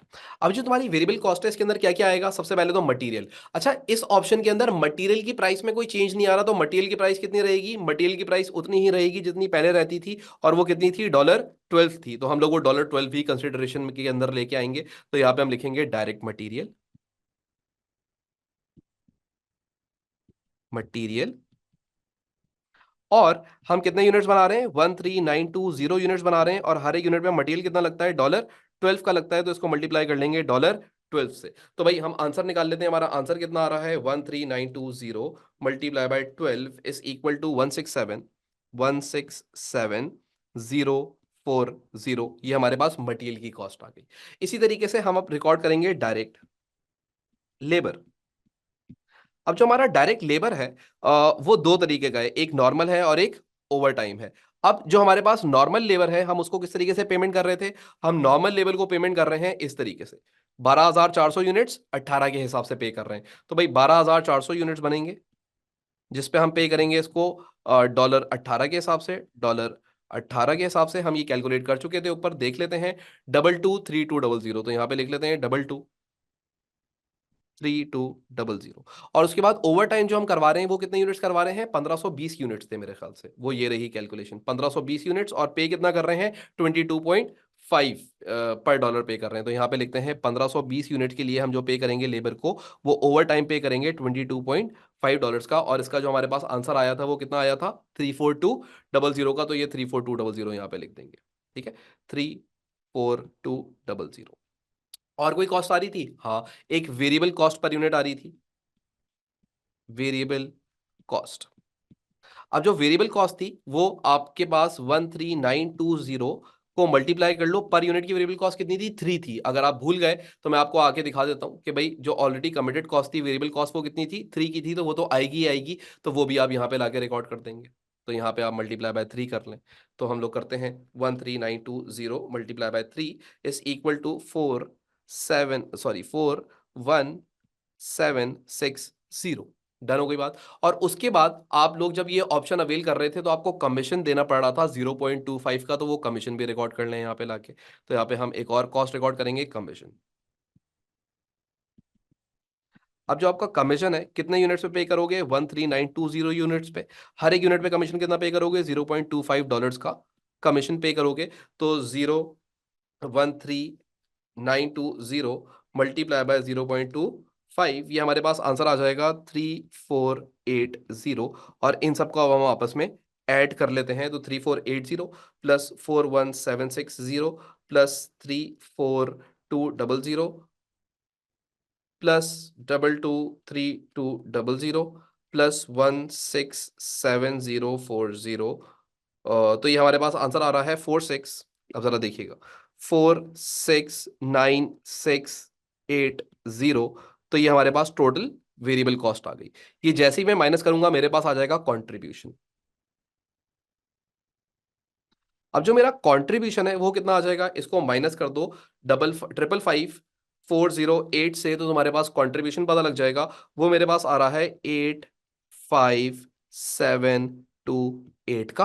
और इसमें से मैं जब फिक्स कॉस्ट माइनस कर दूंगा तो लेस फिक्स्ड कॉस्ट। अब जो मेरी फिक्स कॉस्ट थी ना वो पहले से सवाल में कितनी दी हुई थी, 38,500 दी हुई थी, याद है आप लोग को। फिक्स कॉस्ट पहले से कितनी थी, 38,500 की। लेकिन जब मैं ऑप्शन ए अवेल करने जा रहा हूं तो मेरी फिक्स कॉस्ट में से एक कैंपेन है एडवर्टाइजिंग की जो कि कैंसिल हो जाएगी, तो ये कम हो जाएगा उसमें से। तो यहां पे मैं लिखूंगा 38,500, 38,500 माइनस कर दूंगा इसमें से 8,000, क्योंकि वो पैसे बच जाएंगे मेरे। तो ये कितना बन जाएगा, 30,500 ही बच जाएगा, डायरेक्ट लिख दो 30,500। और यहां से हम क्या कैलकुलेट कर जाएंगे, प्रॉफिट को कैलकुलेट कर जाएंगे। तो हमारा प्रॉफिट कितना आ जाएगा, माइनस करते हैं इसमें से 30500, तो ये आपके पास आंसर आ रहा है 55,228 का, ऑप्शन ए के थ्रू। अगर हम ऑप्शन ए को अवेल करते हैं तो ऑप्शन ए को अवेल करने के लिए हम ये सब कुछ करेंगे, और ये सब कुछ करने से जो हमारा प्रॉफिट है वो इतना आ जाएगा। अच्छा, अगर हम ये ऑप्शन ए अवेल नहीं करते तो क्या हमारा प्रॉफिट पहले ज्यादा आ रहा था, नहीं, हमारा जो पहले प्रॉफिट आ रहा था वो 50780 आ रहा था। लेकिन अगर हम ऑप्शन ए अवेल करते हैं तो हमारा प्रॉफिट 55,228 तो हो जाएगा, यानी प्रॉफिट तो बढ़ेगा ऑप्शन ए से, इतनी बात तो हमें नजर आई। ठीक है, लेकिन क्या ऑप्शन ए से ज्यादा बेहतर ऑप्शन बी है? तो अब ऑप्शन बी के बारे में बात करते हैं कि ऑप्शन बी के बारे में एग्जामिनर हमसे क्या बात करता है।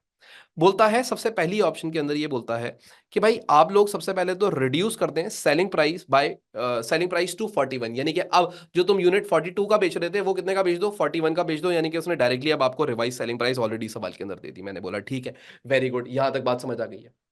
उसके बाद फिर अगर हम लोग आगे बढ़े तो आगे सवाल में देखो तो बोलता है increase production bye 10% on the current production level. अब यहां पे उसने क्या बोला है आपको, यहां पे उसने एक बड़ी सिंपल सी बात बोली कि यार आपकी जो प्रोडक्शन है ना वो 10% से बढ़ जाएगी ऑन करंट प्रोडक्शन लेवल। अब अगर हम लोग यहां पे देखें तो हमारी करंट प्रोडक्शन जो थी वो कितनी थी, जो करंटली हम लोग काम कर रहे थे वो कितना काम कर रहे थे, कितने यूनिट्स बना रहे थे, 9920 यूनिट्स बना रहे थे, राइट। और ये यूनिट्स जो है वो 110% हो जाएंगे, यानी कि इसको बढ़ा लेंगे तो कितनी प्रोडक्शन हो जाएगी, 9920 मल्टीप्लाई बाय 110%। तो भाई इसका 110% निकाल लेते हैं, कितना आ जाएगा, 9920 मल्टीप्लाई बाय 110 डिवाइड बाय 100, तो ये 10, यहाँ पे देख लो, 10912 इतने यूनिट्स बिकेंगे अगर हम ऑप्शन बी पे चले जाते हैं तो।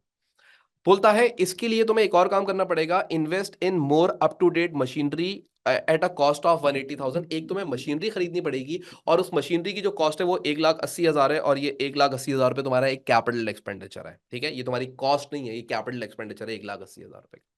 फिर उसके बाद बोलता है इट इज प्रपोज्ड, क्या लिखा हुआ है, it is propose to partially finance the purchase of new machinery by borrowing 1.5 lakh रुपए एट अ प्रीमियम ऑफ 8%। यानी कि वो क्या बोल रहा है, वो आपको बोल रहा है कि आप लोगों ने जब ये मशीनरी लेनी है तो इसके लिए आपको एक प्रपोजल है कि आपको 1.5 लाख रुपए का लोन लेना पड़ेगा, और 1.5 लाख रुपए के लोन के ऊपर आपको 8% का इंटरेस्ट पे करना पड़ेगा। तो ये आपकी एक इंक्रीमेंटल कॉस्ट आ जाएगी। तो भाई 1.5 लाख का 150,000 का 8%, आपके पास आ गया 12,000। अब ये 12,000 रुपए तो एनुअल है, लेकिन याद रखिएगा हम जो भी प्रॉफिट्स वगैरह सब कुछ निकाल रहे हैं वो मंथली बेसिस पे निकाल रहे हैं, तो इसको भी पर मंथ निकालने तो डिवाइड बाय 12 करते हैं।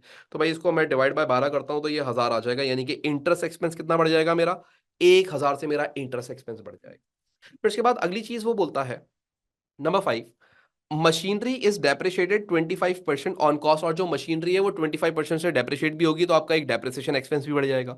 तो मशीनरी है कितने की, 180,000 की, और इसके ऊपर डेप्रिसिएशन लगेगी कितने की, 25% की लगेगी।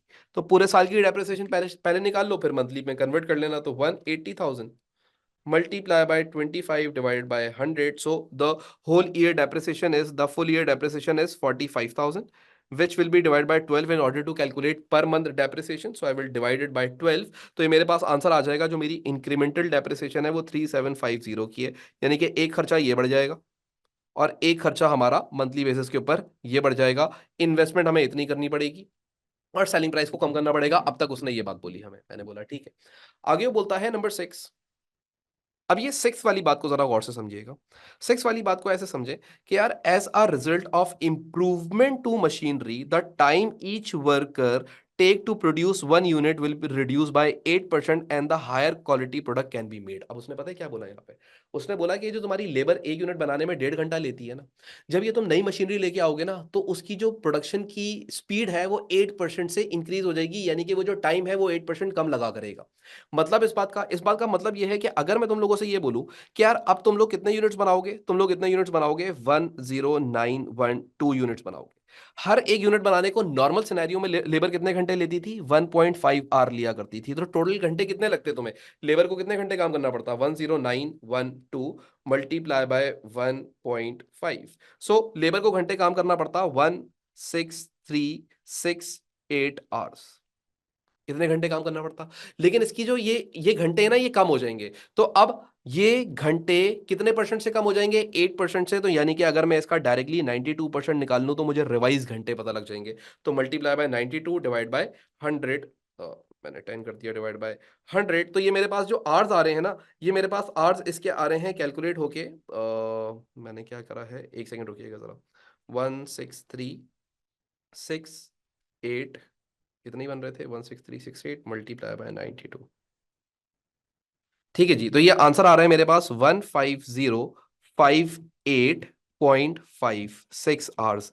यानी कि अब इतने घंटे लगेंगे लेबर को। अब सवाल ये उठता है कि लेबर को मैं पैसे कितने पे करूंगा? भाई घंटे कितने? इतने। क्या आपको पता है मैं लेबर को पर घंटा कितना पैसा पे करता था? हाँ सर, $18 पे करते थे।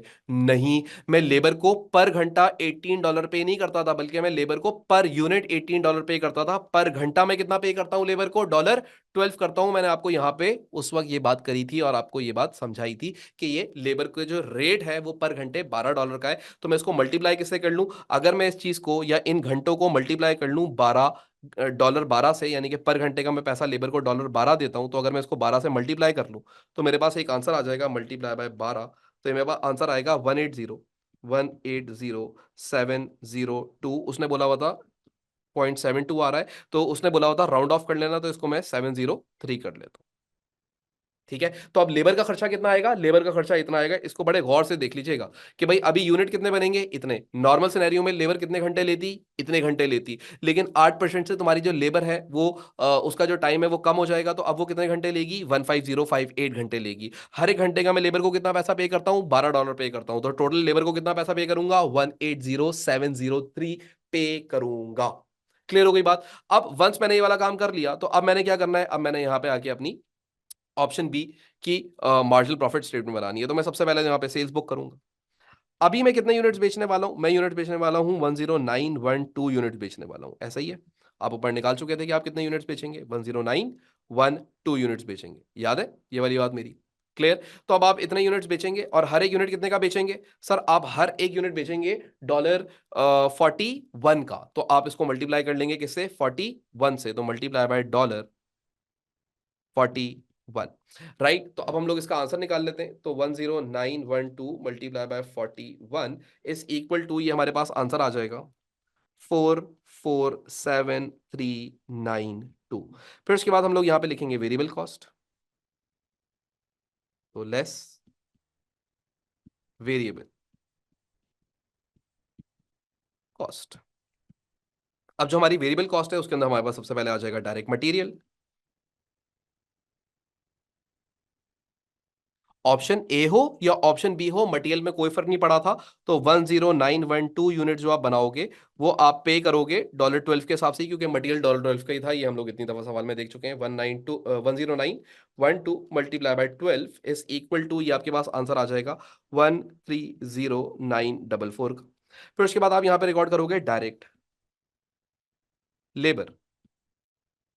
और डायरेक्ट लेबर की हम वर्किंग ऊपर कर चुके हैं एडजस्टमेंट में, आपको दिखा देता हूं मैं यहाँ पे। तो हम डायरेक्ट लेबर की वर्किंग कर चुके थे और उसमें आंसर कितना आ रहा है हमारा? 180,703। तो यहाँ पे हम लोग डायरेक्टली रिकॉर्ड कर लेते हैं 180,703। फिर उसके बाद हमारे पास और क्या चीज थी? हमारे पास इसमें ऑप्शन बी के अंदर कोई कमीशन वगैरह नहीं देना है। लेकिन अब अगर आप ऊपर आगे देखो तो एक वेरिएबल कॉस्ट थी और वो कॉस्ट तो आपने पे करनी है। मटेरियल रिकॉर्ड कर दिया, लेबर रिकॉर्ड कर दिया, अब अदर वेरिएबल ओवरहेड्स रिकॉर्ड करते हैं। तो अदर वेरिएबल कॉस्ट रिकॉर्ड करते हैं यहाँ पे। Other variable cost. कितने यूनिट्स बेचोगे? 10912। हर एक यूनिट पे वेरिएबल कॉस्ट कितनी दोगे? $3 की दोगे। तो भाई 10912 मल्टीप्लाई बाय 3, तो ये आपके पास आंसर आ जाएगा 32736। ठीक है, यहां तक हो गया। अब आप लोगों के पास और कोई एक्स्ट्रा कॉस्ट नहीं आ रही है, सिर्फ यही कॉस्ट आ रही है। इन सब का टोटल निकाल लेंगे। 32736 प्लस 108,703 प्लस 130,944। तो ये मेरे पास टोटल जो है वेरिएबल कॉस्ट आ गई, और वो आ गई है मेरे पास 3,44,383। डन। और जैसे ही मेरे पास ये वेरिएबल कॉस्ट टोटल आ गई है, तो मैं इन दोनों को आपस में माइनस करूंगा, तो हम लोग इसको माइनस कर लेते हैं। 447392, 4 सिंगल लिख दिया मैंने, 447392 माइनस 344,383। तो ये मेरे पास आंसर आ रहा है 103,009 का। ये मेरे पास क्या आ गया, कॉन्ट्रीब्यूशन। अब इसमें से मैं क्या करूंगा, अब मैं इसमें से लेस कर दूंगा fix cost, less fixed cost. अब जो मेरे पास फिक्स कॉस्ट पर मंथ आ रही थी वो कितनी आ रही थी, पहले 38,500, याद है ना। अब सवाल इतनी देर से कर रहे हैं तो अब तक तो ये वैल्यूज याद हो गई हैं, बट फिर भी कोई बच्चे को अगर दोबारा देखना हो तो 38,500 की आपकी फिक्स कॉस्ट थी बाय नॉर्मल। लेकिन फिर आपकी दो फिक्स कॉस्ट बढ़ रही थी ये ऑप्शन पे आते हुए। एक फिक्स कॉस्ट आपकी 1,000 रुपए की बढ़ रही थी इंटरेस्ट की, और एक फिक्स कॉस्ट आपकी पर मंथ 3750 डेप्रिसिएशन की बढ़ रही थी। तो इन दोनों फिक्स कॉस्ट को भी यहाँ पे आप ऐड कर लेंगे, तो प्लस 1,000 और प्लस 3750। तो भाई ये बन जाएगा 38,500। इसमें आप एडवर्टाइजमेंट कैंपेन रोक नहीं रहे हो, तो उसका पैसा रहेगा 38,500 के अंदर, ठीक है। 38,500 प्लस 1,000 प्लस 3750, तो ये हमारे पास आंसर आ रहा है 43,250। और इसको जैसे ही माइनस करेंगे तो हमें प्रॉफिट पता लग जाएगा, प्रॉफिट। और ये आपका जो प्रॉफिट है वो कितना आ जाएगा, -103,009। तो आपके पास आंसर आ जाएगा 59,759। ये आपको प्रॉफिट दे रहा है अगर आप ऑप्शन बी ऑप्ट करते हैं, as compare to option A. Option A में 55,228 का प्रॉफिट है, और ऑप्शन बी के अंदर 59,759 का प्रॉफिट है। यानी कि ऑप्शन ए अभी जो कर रहे हो उससे बेहतर है, लेकिन ऑप्शन ए से ज्यादा बेहतर ऑप्शन बी है। हमें यहां तक ये नजर आ गया, तो हम लोगों ने दोनों ऑप्शंस को अवेल करना, मतलब वो दोनों ऑप्शंस को देखा, और अब हमें ये देखना है कि हमारे लिए कौन सी ऑप्शन ज्यादा सूटेबल है। तो वो जाहिर सी बात है, वो लास्ट पार्ट के अंदर आपसे यही बात पूछ रहा है कि भाई एडवाइस कर दो डायरेक्टर को which option he should choose, justify your answer by discussing both financial factors and non financial factor। अब यहाँ पे आपने फाइनेंशियल फैक्टर के बारे में बात करनी है, नॉन फाइनेंशियल फैक्टर के बारे में बात करनी है। अगर हम ऑप्शन ए के बारे में बात करें, तो option A profits are increase on current level. इस टाइम पे जो हम लोग अभी काम कर रहे हैं वो, अगर ऑप्शन ए अवेल कर लें तो वो ज्यादा प्रॉफिट देगा एज कंपेयर टू अभी जो करंटली काम हो रहा है। Reduction in selling price will increase demand. अगर आप अपनी सेलिंग प्राइस को डिक्रीज करोगे, 39.9 करी थी इन्होंने, तो जाहिर सी बात है डिमांड आपकी इंक्रीज हो जाएगी। स्टाफ में not willing to over time, या not will to over time, यानी कि आपका जो स्टाफ है वो हो सकता है ओवर टाइम ना करना चाहिए, क्योंकि ऑप्शन ए के अंदर आप ओवर टाइम लगा रहे हो अपने स्टाफ के ऊपर, ठीक है। कैंसिलिंग एडवर्टाइजिंग कैंपेन में अफेक्ट द डिमांड, और आप ऑप्शन ए के अंदर एडवर्टाइजिंग कैंपेन बंद कर रहे थे, तो हो सकता है कि वो आपकी डिमांड को रोक दे। द फोरकास्ट मे और मे नॉट बी एक्यूरेट, हो सकता है कि वो एक्यूरेट हो बात, हो सकता है कि ये बात एक्यूरेट ना हो जो आप अभी ऑप्शन ए के अंदर जो कुछ करने जा रहे हैं।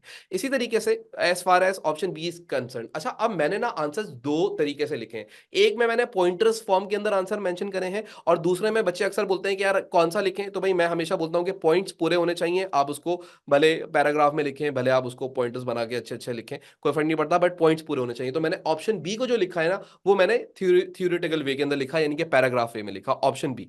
ऑप्शन बी आपको याद है क्या है, सेलिंग प्राइस 41 कर दी थी, मशीनरी खरीद लेंगे, और लेबर का जो टाइम है वो कम हो जाएगा, और ये सारा काम हुआ था। This is the most profitable option. पहली बात मैंने यहां से स्टार्ट करा कि भाई जो ऑप्शन बी है वो सबसे ज्यादा प्रॉफिटेबल है अब तक की बाकी तमाम चीजों में से। Very good.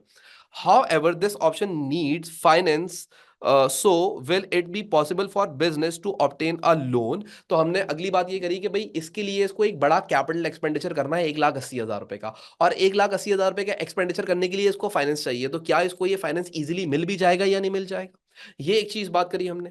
Loan interest and depreciation will reduce the profit. यहां पे क्या बात करी मैंने कि भाई जो तुम्हारा लोन है, जो लोन लोगे उसके ऊपर जो इंटरेस्ट दोगे वो, और जो एसेट लोगे उसके ऊपर जो डेप्रिसिएशन है वो, ये दोनों तुम्हारे एक एक्स्ट्रा एक्सपेंडिचर्स बढ़ेंगे, जिसकी वजह से तुम्हारे प्रॉफिट्स गिर सकते हैं। May be there will be additional training cost require for new machinery. हो सकता है कि भाई ये नई मशीनरी है, तो नई मशीनरी पे काम करने के लिए लेबर को ट्रेन करवाना पड़े, जिसके लिए हो सकता है कि तुम्हें कोई एक्स्ट्रा कॉस्ट पे करनी पड़े।